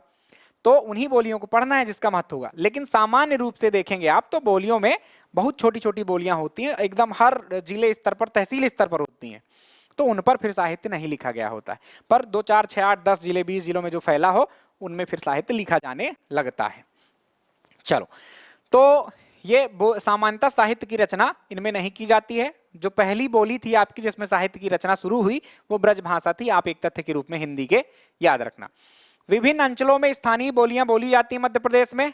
उसमें से कुछ प्रमुख जैसे कि मालवी है मालवा में, जैसे कि निमाड़ी है निमाड़ में, बघेलखंड में बघेली, बुंदेलखंड में बुंदेली, और ग्वालियर चंबल बेल्ट में आपकी ब्रज भाषा का चलन है। उसके अलावा भी और स्थानीय क्षेत्र होते हैं, इनकी उपबोलियां होती हैं कुछ, जैसे मालवी की कुछ उपबोलियां होंगी जो मालवा के रीजन में कुछ विशेष क्षेत्रों में बोली जाएंगी। बुंदेली की कुछ उपबोलियां होंगी जो और उसके अंदर छोटे छोटे स्तर पर बोली जाएंगी, तो उनकी कुछ उपबोलियां होती हैं। और कुछ जनजातीय बोलियां होती हैं। तो सबको देखेंगे कहाँ बोली जाती हैं। धैर्य रखिए, क्लास को शुरू करते हैं। एक बात बता दे पहले, ये भाषा बोली आई कहाँ से। तो पहले जो पहली भाषा थी हमारी वो थी संस्कृत, देखो है ना।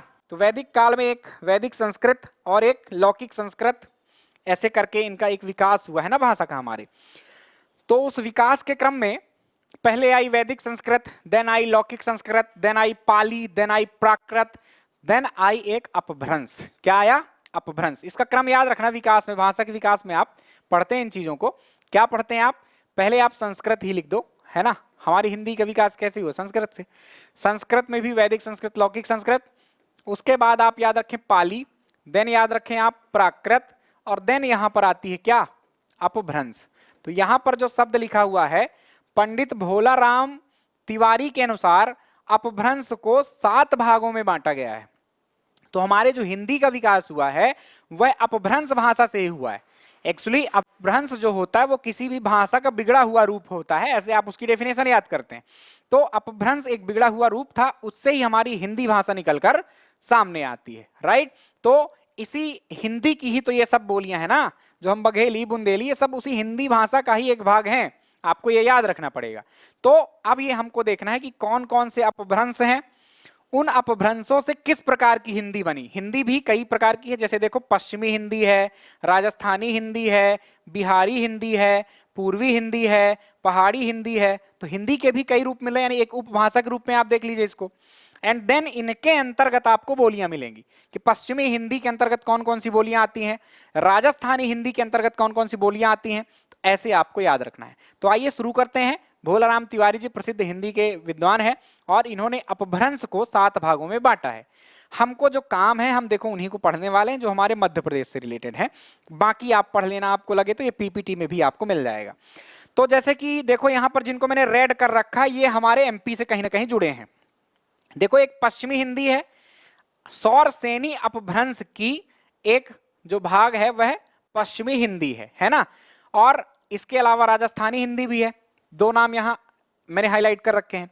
पश्चिमी हिंदी से 2 बोलियां आपकी निकलेगी, एक निकलेगी बुंदेली और एक निकलेगी ब्रज, राइट। इसलिए मैं इसको पढ़ा रहा हूं। तो आपसे प्रश्न पूछा जाता है कि निम्नलिखित में से बुंदेली बोली जो है वो किस हिंदी का भाग है, ये किसका भाग है।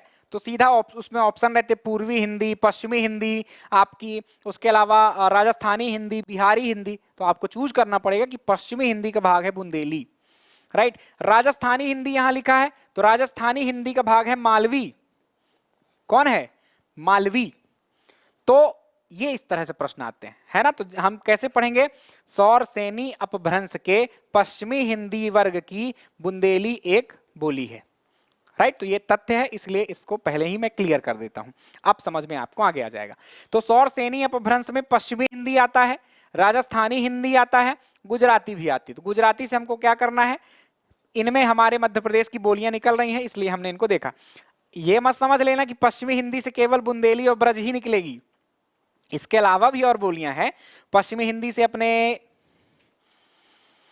जो खड़ी बोली हम बोलते हैं ना, वो पश्चिमी हिंदी का ही भाग है। जो कन्नौजी बोलते हैं वो खड़ी हिंदी का ही भाग है। खड़ी बोली को कोरबी भी कहा जाता है। तो ये ध्यान रखना, इनसे कई कई बोलियां हैं, पर हम एमपी वाली ही बात करेंगे। ये ब्राचड़, पैसाची और पढ़ते रहना, मागधी भी पढ़ते रहना। मागधी में भी हमारे इससे कोई कनेक्शन नहीं है, पर फिर भी हिंदी के प्रकार थे, इसलिए मैंने इनको हाईलाइट कर दिया। हमको अगला मतलब रहेगा अर्धमागधी से। देखो हमको 5 बोलियां ही कुल पढ़ना है बड़े स्तर पर, फिर छोटी छोटी बोलियां कहाँ बोली जाती है इतना ही पढ़ना है। तो पहली बोली हो गई हमारी एक मालवी पढ़ेंगे। मालवी किसका भाग है? राजस्थानी हिंदी का। दूसरी अपन पढ़ेंगे निमाड़ी। निमाड़ी आप सौर सेनी अपभ्रंश ही है, लेकिन वो इस किसी वर्ग में शामिल नहीं है। भोलाराम तिवारी जो पंडित जी हैं उन्होंने ऐसा कुछ उसका नाम ही नहीं लिखा। कुछ विद्वान हैं वो दक्षिणी हिंदी उसको प्रस्तुत करते हैं। किस रूप में प्रस्तुत करते हैं? दक्षिणी हिंदी के रूप में। मतलब इसमें एक और वर्ग आप जोड़ दीजिए, कौन सा? दक्षिणी हिंदी, राइट। तो इससे निकली है क्या? निमाड़ी। क्लियर बात? सौर सेनी ही अपभ्रंश है उसका, ये क्लियर है। बस उसमें वर्ग नहीं है, इसलिए हम कोई नाम ऐसा नहीं बोलते हैं कि इस वर्ग की है वो। पर कुछ लोगों ने कहा कि ये दक्षिणी हिंदी है, तो हम भी मान लेते दक्षिणी हिंदी है, ठीक। तो हम मालवी पढ़ेंगे पहले, फिर निमाड़ी पढ़ेंगे, फिर बुंदेली और बघेली पढ़ेंगे और ब्रज पढ़ेंगे। तो बुंदेली किससे निकली? पश्चिमी से। ब्रज किससे निकली? आपके पश्चिमी हिंदी से। और फिर एक पूर्वी हिंदी है, इसका भाग है आपकी बघेली, राइट। तो ये 5 जो बोलियां हमको पढ़ना है किससे निकली है आपको यहीं बता दिया मैंने। तो ये अपभ्रंश है सौरसेनी, ब्राचड़, पैसाची, मागधी, अर्धमागधी, महाराष्ट्री और खस। इनमें भी अब ये हिंदी जो हमारी निकली है तो 5 हिंदियां हैं, पश्चिमी हिंदी, राजस्थानी हिंदी, बिहारी हिंदी, पूर्वी हिंदी, पहाड़ी हिंदी। एक टेबल और है मेरे पास, आपको समझना हो तो देख लीजिएगा। हिंदी की उपभाषा तथा बोलियां, किस हिंदी से कौन कौन सी बोलियां निकली हैं ये यहां लिखा हुआ है। जैसे पूर्वी हिंदी है, पूर्वी हिंदी से निकली है अवधी, अवध के आसपास। बघेली जिसको हमें पढ़ना है, छत्तीसगढ़ी हमारा आगे भाग थी, पहले हम पढ़ते यदि छत्तीसगढ़ हमसे लगा होता, लेकिन अभी नहीं लगा है। छत्तीसगढ़ एक अलग भाषा है, बोली है, ध्यान रखना। फिर पश्चिमी हिंदी की बात करें तो पश्चिमी हिंदी में आ जाती है कन्नौजी, कन्नौज के आसपास यूपी में। कोरबी खड़ी बोली, ये भी वही आसपास और बड़ा दायरा कर लो। बुंदेली, देखो पश्चिमी हिंदी का ही भाग क्या है, बुंदेली, बुंदेलखंड में। ब्रज ये आपके जो मथुरा के आसपास का रीजन है वो ब्रज। और हरियाणवी जिसको हम जाट्टू या बांगरू भी कहते हैं। अब बाकियों को नहीं बता रहा मैं। मालवी जो बोली है वो किसका भाग है, राजस्थानी हिंदी का है। ये कुछ बातें थी आपके समझ के लिए, ठीक। अब आइए एक एक करके हम चर्चा कर लेते हैं अलग अलग बोलियों की। पहली बोली है हमारी मालवी बोली। कौन सी बोली है, मालवी बोली। भाषा मेरे से निकल आए तो कोई परेशानी नहीं है, आपसे भी निकल आए तो कोई परेशानी नहीं है। मालवी भाषा, निमाड़ी भाषा, कोई परेशानी, बोल चाल में वो भाषा शब्द चलता है, लेकिन वास्तव में वो क्या है ये आपको याद रखना पड़ता है। जैसे ब्रज भाषा, ब्रज बोली बोलोगे ही नहीं तुम लोग, ब्रज भाषा ही निकलेगा वो। तो वो एक्चुअली क्या है, बोली है, या कि आप उसे विभाषा में रख दें, सबसे अच्छा वर्ग है उसका, पर कोई बात नहीं, भाषा आप बोलिए, परेशानी नहीं है। तो मालवी बोली का परिचय की बात करें तो राजस्थान की हड़ौती बोली से ये थोड़ा सा प्रभावित है। राजस्थान की हड़ौती बोली जो है ये आपके राजस्थान में जो बूंदी आपको मिलेगा जिला, कोटा मिल जाएगा, बिल्कुल दक्षिणी राजस्थान जो है, दक्षिणी राजस्थान के बूंदी कोटा जैसे जिलों में ये हड़ौती बोली चलती है, ठीक। तो उससे प्रभावित है पहली बात। यह बोली मालवा क्षेत्र में बोली जाती है, इसमें तो कोई दिक्कत ही नहीं है। सौरसेनी अपभ्रंश की राजस्थानी हिंदी वर्ग की ये एक बोली है। ये जो इतना पीछे समझाया है इस लाइन के लिए समझाया है ना। तो ये सौरसेनी अपभ्रंश है। सौरसेनी, सूरसेन एक आपने महाजनपद पढ़ा होगा जिसका राजधानी मथुरा था, ये पढ़ा ही होगा। उसके आसपास एक बहुत बड़े क्षेत्र में, है ना, ये सौरसेनी जो अपभ्रंश था वो चलता था। सूरसेन से ये सौरसेन बना, ऐसा आप ध्यान रखें। राजस्थानी बोली हिंदी का ये एक भाग है। बात करें क्षेत्रों की, कहां बोली जाती है तो विशुद्ध, विशुद्ध मतलब बिल्कुल शुद्ध रूप में आपको इंदौर में, उज्जैन में, देवास, धार, रतलाम जैसे जिलों में ये शुद्ध रूप में मिलेगी। हल्के फुल्के विशुद्ध में, हल्के फुल्के मतलब गड़बड़ियों के साथ भोपाल में, होशंगाबाद में, गुना में, नीमच में और मंदसौर में यहाँ पर आपको बोलने को मिल जाएगी। फिर जैसे जैसे आप जिस क्षेत्र में पहुंच जाएंगे ना, जैसे कि मान लो सागर वाले क्षेत्र में आ गए, विदिशा के आसपास आप लोग, तो फिर थोड़ा सा मिक्सचर मिलने लगे ना, संस्कृतियों का मिलन होने लगता है। फिर तो कुछ बुंदेली और मालवी मिश्रित टाइप की बोली जाने लगी। जैसे कि बुंदेलखंड और बघेलखंड दो रीजन है ना, सतना इनका क्या है, एक मतलब डिवाइड करने वाली एक जगह है। तो सतना जिले में जो बोली बोली जाती है ना, आप उसको बघेली कहोगे ना आप उसे बुंदेली कहोगे, अलग ही कोई बोली है वो, समझ रहे हो। तो ये थोड़ा सा संस्कृति में अंतर आपको मिल जाता है। पर हालांकि सतना जिले को हम बघेली में शामिल करते हैं, पर बघेली बोलने वाले और सतना जिले मतलब रीवा में जो बोलेंगे लोग बाग और जो सतना में बोलेंगे बहुत फर्क है। यदि आप उस क्षेत्र से हैं तो आपको ये बात समझ में आ रही होगी कि सतना के लोग अलग ही तरह की बोली बोलते हैं और रीवा के लोग अलग तरह की। तो ये क्षेत्र आपको याद रखना है। देन बात करें अपन विशेषताओं की इसकी, तो विशेषताओं में कुछ फैक्ट्स होंगे। मालवी ध्वनि और स्वरूप की दृष्टिकोण से तो पश्चिमी हिंदी, पश्चिमी हिंदी अभी अपन ने पीछे देख रखा है कि क्या क्या उसमें आता है, उसके निकट है, जबकि इसकी आत्मा मारवाड़ी के निकट है, ठीक। मारवाड़ी ये राजस्थानी हिंदी है, मारवाड़ी किसमें आती है, राजस्थानी हिंदी में, राइट। तो ये आपको ध्यान रखना है कि पश्चिमी हिंदी की तरह इसका जो ध्वनि और स्वरूप है वो मिलता है और इसकी आत्मा मारवाड़ी की तरह है। मारवाड़ का जो क्षेत्र है, जोधपुर के आसपास का क्षेत्र मारवाड़ है, वहीं बोली जाने वाली भाषा या बोली आपकी मारवाड़ी कहलाती है। क्लियर। चलो, मालवी में हमने देखा परिचय, क्षेत्र और विशेषताएं। अभी बात खत्म नहीं हुई, अभी तो तथ्य और हैं। विशेष में जो हम लिखेंगे वो तथ्य लिखा करेंगे, ठीक।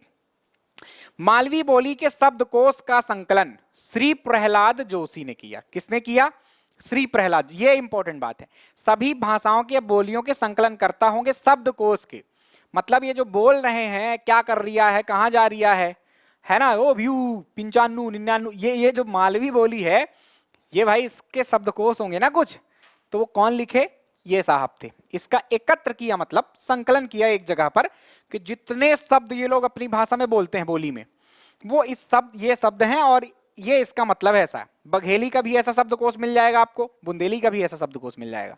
तो संकलन करता है कुछ लोग, ठीक। तो आपको याद रखना है इसके संकलन करता कौन है, प्रहलाद जोशी। तो जो ईओ भीओ चलता है 95 99 यहाँ मालवा में, तो आपको ध्यान रखना है उसके संकलन करता प्रहलाद जोशी जी हैं। धीरेन्द्र वर्मा जी हैं, एक प्रसिद्ध हिंदी के विद्वान हैं। इन्होंने दक्षिणी राजस्थानी से कह दिया है, क्या कहा है, मालवी को दक्षिणी राज। क्यों, देखो अपने पैटर्न में आ जाओ, ये सब क्षेत्रों के हिसाब से है, कोई परेशानी नहीं होनी चाहिए आपको। अवधि भाई अवध के आसपास, बघेली बघेलखंड के आसपास, छत्तीसगढ़ में छत्तीसगढ़ी बोली जाएगी, कोई दिक्कत। कन्नौज के आसपास कन्नौजी, कोरबी कहीं ना कहीं बहुत बड़े क्षेत्र में बोली जाती है, खड़ी बोली है। बुंदेली बुंदेलखंड में, ब्रज ब्रज के आसपास, ब्रज क्षेत्र आप जानते हैं, मथुरा वृंदावन के आसपास का इलाका, ग्वालियर उसी से जुड़ा हुआ है इसलिए ग्वालियर में बोली जाती है। तो ये सब क्षेत्र के हिसाब से ही बोलियां हैं, आपको याद रखना होगा।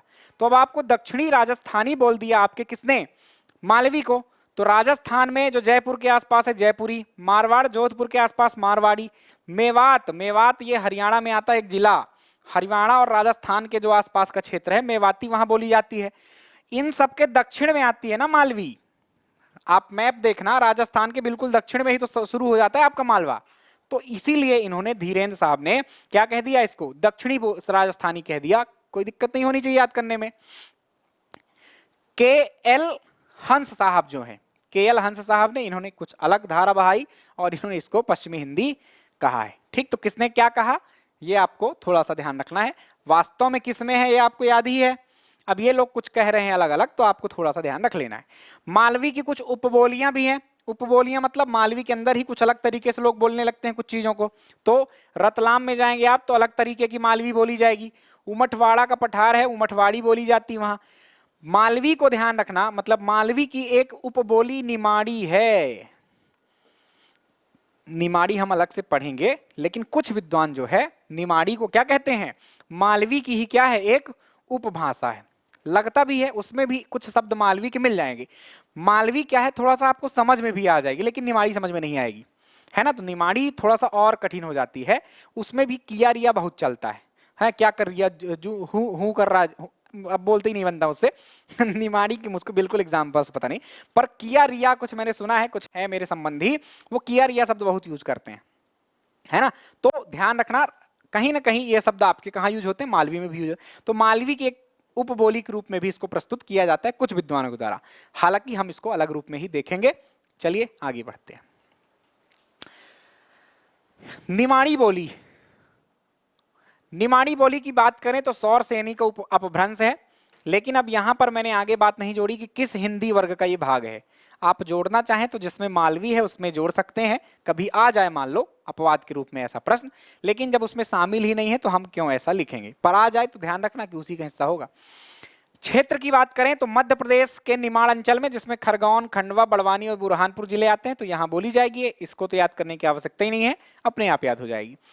कुछ विशेषताओं की बात करें तो मालवी, निमाड़ी पर मालवी का, मारवाड़ी का, गुजराती का, मराठी का, ये जो बोलियां हैं या भाषाएं हैं, इसमें मराठी तो भाषा ही है, गुजराती भाषा है, इनका प्रभाव दिखाई देता है। कारण क्षेत्र, भाई मराठी से लगा हुआ है निमाड़, उसके अलावा बगल में गुजरात है, उसके पश्चिम में उत्तर साइड मालवी है, और मालवी पर किसका प्रभाव है भाई, मारवाड़ी का है, तो निश्चित रूप से इनका प्रभाव मिलने वाला है इस भाषा पर। तो ये प्रभाव है। संत सिंगा जी के जो भजन है वो कहीं ना कहीं निमाड़ी में है, तो साहित्य जो है पर्याप्त मात्रा में आपको निमाड़ी बोली में मिल जाएगा, ठीक। मालवी में भी पर्याप्त साहित्य मिल जाएगा। कोई विशिष्ट साहित्यकार अपन ने नहीं देखे आपके किसमें, मालवी में।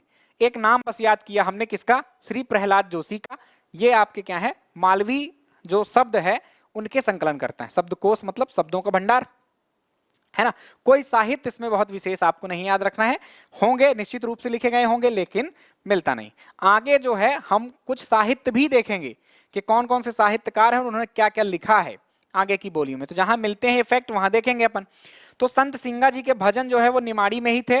जॉर्ज गियर्सन साहब, एक और विद्वान आए, अंग्रेजों के टाइम के व्यक्ति हैं, इन्होंने निमाड़ी को क्या कह दिया, दक्षिणी हिंदी कह दिया। जो मैं बता रहा था ना पीछे स्लाइड में आपको कि भाई अपन पश्चिमी हिंदी देख रहे हैं, पूर्वी हिंदी देख रहे हैं, तो और वो तो दिशा के अनुसार देखा है अपन ने, और ये दक्षिण की तरफ चले आए तो निमाड़ी को क्या कह सकते हैं अपन, एक और वर्ग बना दें यदि सौर सेनी अपभ्रंश में दक्षिणी हिंदी, तो उसमें आ जाएगी मालवी, फिट बैठ रही है तो कोई दिक्कत भी नहीं है, ये भी याद हो जाएगी आपको दक्षिणी हिंदी। गौरी शंकर शर्मा, राम नारायण उपाध्याय और प्रभाकर चौबे और श्री राम परिहार, 4 नाम है। इनको आपको याद रखना है कि निमाड़ी भाषा के ये साहित्यकार हैं, इन्होंने निमाड़ी में साहित्य लिख रखे हैं। कौन कौन से नाम वापस से पढ़ रहा हूं, गौरी शंकर शर्मा, राम नारायण उपाध्याय, प्रभाकर चौबे और श्री राम परिहार। इन 4 नामों में सबसे इंपॉर्टेंट नाम श्री राम परिहार का। श्री राम परिहार, ये पूछा गया प्रश्न है, ब्लू लाइन है, निमाड़ी साहित्य का इतिहास किसने लिखा है, ऐसा प्रश्न आया था, तो उसका उत्तर क्या होगा, श्री राम परिहार। निमाड़ी साहित्य का इतिहास किसने लिखा, वो लिखा है आपके श्री राम परिहार ने। फिर एक और व्यक्ति इंपॉर्टेंट हो जाएंगे आपके, वो है प्रभाकर चौबे। ठुमका नामक एक इनकी पुस्तक है जो कि निमाड़ी भाषा में लिखी है, और ये प्रसिद्ध निमाड़ी गायक हैं, निमाड़ी भाषा के गायक हैं। क्लियर, 2 और नाम बस याद रखना आप लोग, राम नारायण उपाध्याय और गौरी शंकर शर्मा। बात करें एक और तथ्य की, तो 19 सितंबर को, कब, 19 सितंबर को निमाड़ी दिवस मनाया जाता है, ये एक और तथ्य आपको याद रखना है। क्लियर प्यारे बच्चों, ये था मालवी और निमाड़ी की बात। देन अब बात कर रहे हैं हम अगली बोली, बुंदेली बोली की। कौन सी बोली बोलने वाले हैं हम, बुंदेली।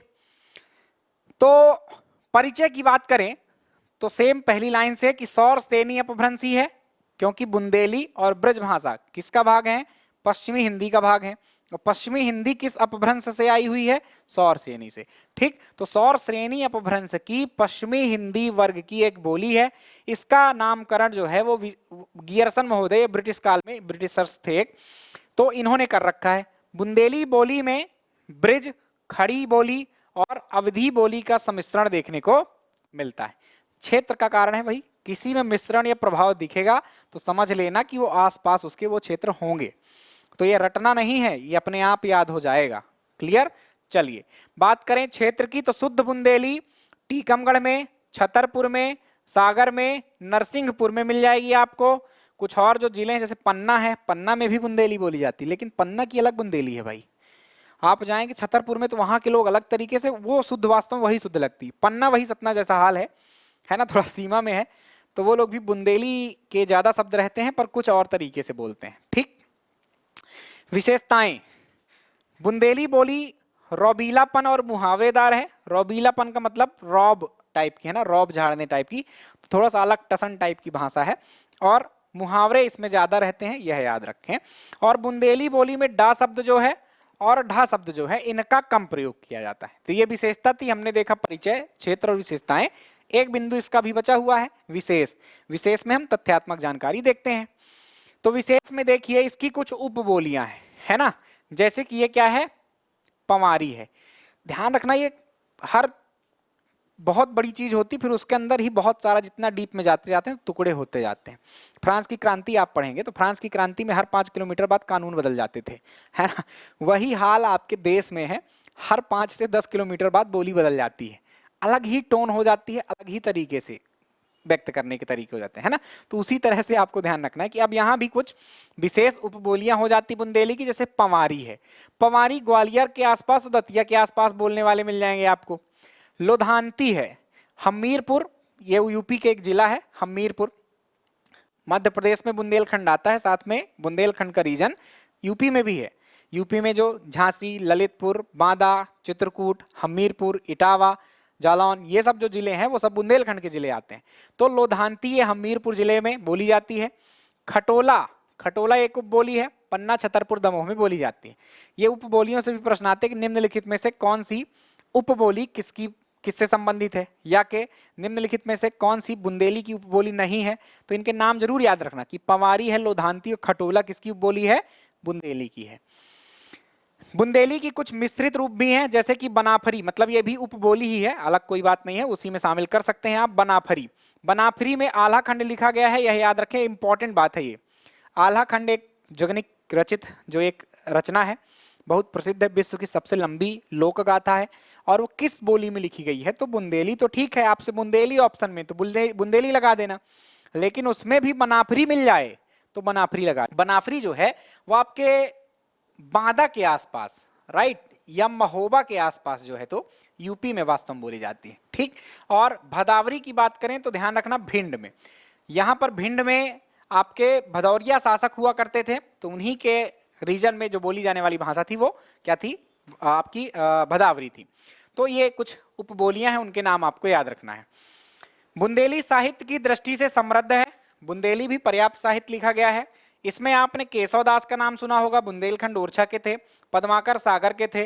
गंगाधर राव आप देख लेना कहाँ के थे। जगनिक ये आपके बुंदेलखंड के ही थे। ईश्वरी बुंदेलखंड के ही थे। और लाल कवि है ना, ईश्वरी झांसी के थे। जिनकी जगहें मिलती हैं उनकी बताया जा सकता है ना, जिनके बारे में जानकारी नहीं मिलती उनको नहीं पढ़ना है, परेशान मत हो जाना, है ना। तो ये सब लोग कहाँ के व्यक्ति हैं, बुंदेलखंड के हैं। और इनमें से तो कुछ तो नाम बहुत बढ़िया है। केशवदास महान आपके रचनाकार हैं।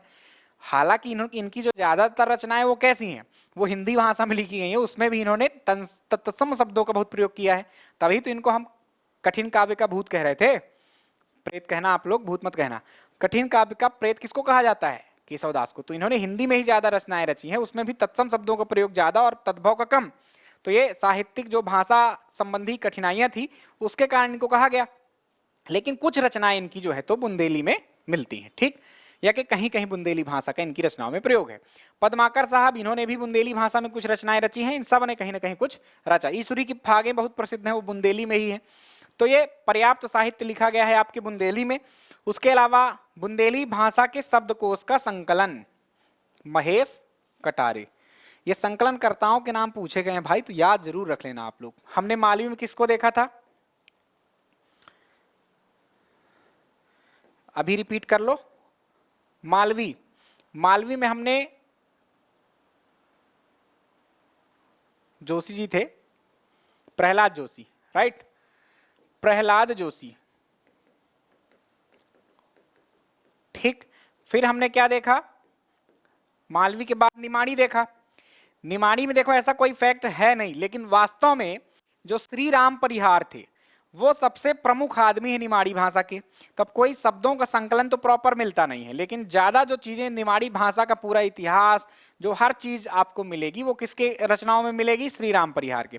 तो आप उनको यहाँ एक अपना वे बनाने के लिए कि टू द पॉइंट हमको एक साथ चीजें याद हो, तो यहां पर एक नाम लिख सकते हैं श्री राम परिहार का, राइट। और फिर आप देखिए यहां पर आती है आपकी बुंदेली, और बुंदेली में आपके महेश कटारे साहब आ ही गए। फिर आएगी आपकी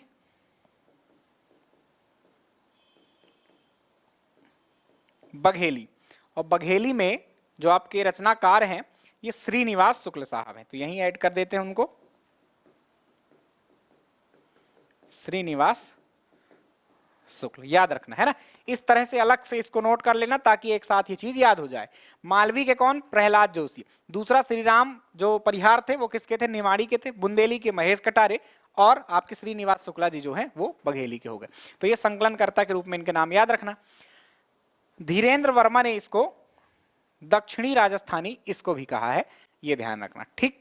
तो कोई दिक्कत नहीं है, आप ये बातें याद हो तो करिएगा, ना हो तो कोई परेशानी नहीं। बघेली बोली आ जाते हैं। अब हमने मालवी, निमाड़ी और बुंदेली कंप्लीट कर ली। बघेली की बात करते हैं तो बघेली पूर्वी हिंदी का भाग थी, और पूर्वी हिंदी अर्धमागधी जो अपभ्रंश था उसकी भाग थी। तो अर्धमागधी अपभ्रंश की पूर्वी हिंदी वर्ग की एक बोली है। इसे हम बघेली या बघेलखंडी या रिमही या रिवई भाषा कह देते हैं। कि रिमही मत बोलो यार, कोई बघेलखंडी में बात कर लेता है तो ऐसा कह दिया जाता है। क्षेत्र की बात करें तो रीवा, सतना, सीधी, शहडोल, इन जिलों में मुख्य रूप से ये आपकी भाषा बोली जाती है बघेली। शहडोल वगैरह में भी पर्याप्त है। विशेष की बात करें तो इसमें व शब्द का प्रयोग ज्यादा होता है। तो बघेली बोली में व शब्द जरूर लगा देते हैं, अंत में किसी का नाम भी पुकारना हो तो व शब्द लग जाता है, इतना आप याद रख सकते हैं, ठीक। कि यहाँ आवा है ना, ऐसा करके। इसके अलावा किसी के नाम पुकारना हो तो क्यों गजेंद्रवा, है ना, ऐसे नाम पुकार दिए जाते हैं। बिहारी में भी, भोजपुरी में भी ऐसे नाम मिलते हैं। बघेली की कुछ उपबोलियां प्रचलित हैं, जैसे बुंदेली में उपबोलियां देखी, मालवी में देखी, उसी तरह से बघेली में है। तिरहरी एक उपबोली है, ये फतेहपुर, बांदा, हमीरपुर, ये कहीं ना कहीं बुंदेलखंड के ही रीजन है, पर तिरहरी रूप में मिलती बघेली। यमुना के आसपास भी। फिर एक है गहोरा। गहोरा एक उपबोली है एक्चुअली किसकी, बघेली की। गहोरा एक स्थान भी है, बांदा जिले के अंतर्गत ये आता है। बघेल खंड के शासकों की शुरुआत इसी को राजधानी बनाकर की गई थी, यह ध्यान रखना। तो केन और नगेन नदियों के आसपास, यह याद रखें। तो ये कुछ उपबोलियां हैं। सीधी के श्रीनिवास शुक्ल जो हैं, ये बघेल शब्दकोश या बघेली शब्दकोश के संकलन करता है, ये इंपॉर्टेंट है। कुछ बात करें साहित्यों और साहित्यकारों की कि इस भाषा में कुछ लिखा गया है क्या, तो दो ग्रंथ याद रखना, परम धर्म निर्णय और विश्वनाथ प्रकाश, बहुत इंपॉर्टेंट हो जाते हैं। कारण इसका ये है कि रीवा के महाराज ने ही ये लिखा है। विश्वनाथ सिंह रीवा के एक राजा हुए और उनके द्वारा ये दो ग्रंथ आपके किस भाषा में, बघेली भाषा में लिखे गए, बघेली बोली में लिखे गए। तो परम धर्म निर्णय और विश्वनाथ प्रकाश जो है विश्वनाथ सिंह ने लिखा है, ये आपको याद रखना है। तो ये कुछ बात थी आपके किसकी, बघेली बोली की। बघेली में इतना ही याद रखें आप। बात करें ब्रज भाषा की ये कहां बोली जाएगी, तो ब्रज भाषा जो बोली, अभी इसके बाद कंक्लूड करूंगा मैं सब दिखाकर। ब्रज भाषा कहां बोली जाएगी, तो सौर सेनी अपभ्रंश की पश्चिमी हिंदी भाषा का एक वर्ग है जिसकी बुंदेली थी, राइट, उसी की ब्रज भाषा है। और इसे आप पिंगल अंतर्वेदी, ग्वालियरी और कन्नौजी भी कह देते हैं। यही बोलने के क्षेत्र ही ब्रज भाषा, वास्तव में यही कन्नौज के आसपास का या कि वहीं से प्रभाव होकर ब्रज क्षेत्र आप समझते होंगे ना, जहां पर भगवान कृष्ण का जो क्षेत्र रहा, गोकुल है ना, वृंदावन वगैरह, वहां पर ब्रज बोली जाती है। तो साथ में आसपास के क्षेत्रों पर भी इसका प्रभाव है। कहां बोली जाएगी, तो उत्तर प्रदेश में बोली जाएगी वास्तव में, लेकिन ये मध्य प्रदेश में कहां बोली जाती है, तो मध्य भारत के पठार में। कौन कौन से क्षेत्र आते हैं उसमें, तो ग्वालियर है, भिंड, मुरैना, श्योपुर। दतिया नहीं ले लेना है, ठीक, दतिया में बुंदेली बोली जाती है। विशेषताओं की बात करें तो ब्रज भाषा काव्य की भाषा है। काव्य मतलब कविता। माना जाता है कि काव्य रचना जब भाषा से बोली में प्रारंभ हुई, तो पहले तो भाषाओं में ही लिखी जाती थी चीजें, लेकिन जब बोली में लिखा जाने लगा साहित्य, तो सबसे पहली भाषा जो थी वो ब्रज भाषा ही थी जिसमें साहित्य लिखा गया था, है ना। 1300 हिंदी में आप पढ़ना, बहुत पहले पढ़ी थी तो याद नहीं है मुझको, लेकिन 14वीं शताब्दी आप कह दीजिए उसको, तो 1300 कुछ डेट है उसकी। उस टाइम पर कुछ ग्रंथ लिखे गए किन्हीं विद्वानों के द्वारा, वो क्या थे, ब्रज भाषा में थे, ठीक। हिंदी भाषा की सर्वाधिक महत्वपूर्ण बोली ब्रज भाषा ही है। मध्यकाल में सर्वाधिक साहित्य ब्रज भाषा में ही रचा गया। तो मध्यकाल में सूरदास, मीराबाई, इनके तुलसीदास, इनके नाम कहीं ना कहीं आपने सुन रखे होंगे ना, सब ब्रज भाषा के ही तो थे। तुलसीदास ने वास्तव में अवधी भाषा का प्रयोग किया है। उनका एक पुस्तक विनय पत्रिका, उसको लिखा है उन्होंने ब्रज भाषा में। तो ये कुछ तथ्य थे, और देख लेते हैं तथ्य इसमें और भी हैं। सूरदास, मीराबाई, रसखान, अमीर खुसरो, अमीर खुसरो खड़ी बोली के जनक हैं, ध्यान रखना, उर्दू के भी। तो अमीर खुसरो ये ब्रज भाषा के शिरोमणि रचनाकार हैं, इनके नाम याद रखना। हिंदुस्तानी शास्त्रीय संगीत की मुख्य भाषा ब्रज भाषा ही है। तुलसीदास ने अवधी लिखी है, मतलब अवधी में सारी रचनाएं रची हैं, जो भी 12 रचनाएं उन्होंने की है, उसमें से एक उनकी रचना है विनय पत्रिका, जो कि उन्होंने ब्रज भाषा में लिख रखी है। तो ये कुछ तथ्य थे आपके ब्रज भाषा के। क्लियर बच्चों, तो मेन जो बोलियां थी वो हमारी कंप्लीट हुई। अब क्षेत्र आप देख सकते हैं, बस क्षेत्र तो सबसे इंपॉर्टेंट बात है कि कहां पर कौन सी बोली जाएगी। देन आपको याद रखना होगा कि उसमें कौन कौन से साहित्य हैं, कौन उसके संकलन करता है। तो ये जो रीजन है यहां पर बोली जाएगी ब्रज, ये जो रीजन है यहां पर बोली जाएगी बुंदेली, ये जो रीजन है यहां बोली जाएगी बघेली, ये जो रीजन है यहां बोली जाएगी मालवी, नीचे वाला रीजन निमाड़ी, ठीक है। अब यहाँ कुछ जनजातियां हैं, उनमें अलग अलग मिल सकता है। यहाँ नरसिंहपुर तक तो आपकी क्या आ जाती है, बुंदेली ही आ जाती है। और फिर जो कुछ क्षेत्र शेष रह रहा है वहां पर कुछ विशेष जनजातियां रहती हैं और उनकी विशेष क्या रहती हैं, बोलियां रहती हैं। अभी उनको हमको देखना ही है, परेशान क्यों हो रहे हैं। अब आपको इन जनजातियों की बोली बस याद कर लेना, कौन सी जनजाति कौन सी बोली बोलती है। उन जनजातियों का क्षेत्र आप पढ़ चुके हैं तो कहीं कोई इशू होने ही नहीं वाला है। भील जनजाति भीली बोलती है, कोई दिक्कत नहीं है। गोंडी बोली गोंड जनजाति और उसके संबंधित जो उपजातियां हैं उसकी वो बोलती हैं। मवासी बोली आपकी मवासी जनजाति बोलती है। कहाँ बोलती है, तो ये ध्यान रखना क्योंकि इसको आपने नहीं पढ़ा, छिंदवाड़ा के आसपास, ठीक। उसमें भी जुन्नार देव जो तहसील है वो विशेष है। बरेला एक उपजाति है भीली की, तो बरेला लोगों की अपनी बोली है, बरेला बोली, तो उसको आप याद रख सकते हैं, है ना। तो क्षेत्र तो आपको याद हो जाएंगे, बस कौन सी जनजाति बोलती है ये ध्यान रखना। ग्वारी बोली या बंजारी, ये बंजारा जनजाति के लोग बोलते हैं। सहरियाई बोली जो बोलते हैं वो सहरिया लोग बोलते हैं, है ना। कहाँ रहते हैं? गुना, शिवपुरी, ग्वालियर के आसपास। नहाल बोली जो है वो नहाल आदिवासी बोलते हैं, ये नहीं पता है आपको तो ये ध्यान रखना, बैतूल के आसपास ये लोग रहते हैं। तो ये कुछ बोलियां थी वो आपने देख ली। ये था क्लास प्यारे बच्चों अपनी। हमने क्या जाना आज, तो एक निचोड़ के तौर पर अंतिम में कंक्लूड कर दूं। आपने आज की क्लास में मध्य प्रदेश के जो प्रमुख त्योहार होते हैं वो देखे हैं, उसमें भी जनजातीय त्योहार शामिल थे। फिर कुछ समारोह और उत्सव होते हैं वो देखे हैं, एंड देन आपने आज बोलियां देखी हैं। अब कुछ कलाओं वाला टॉपिक बचा हुआ, एक अंतिम लेक्चर, उसको अगले लेक्चर में कंप्लीट करेंगे अपन। आपके सपोर्ट के लिए धन्यवाद। आगे भी अपना सहयोग बनाए रखें ताकि और अच्छी जानकारी आपके लिए हम लाते रहें। तो ख्याल रखिएगा अपना, अपने परिवार का। मिलेंगे नेक्स्ट लेक्चर में। Bye bye, take care.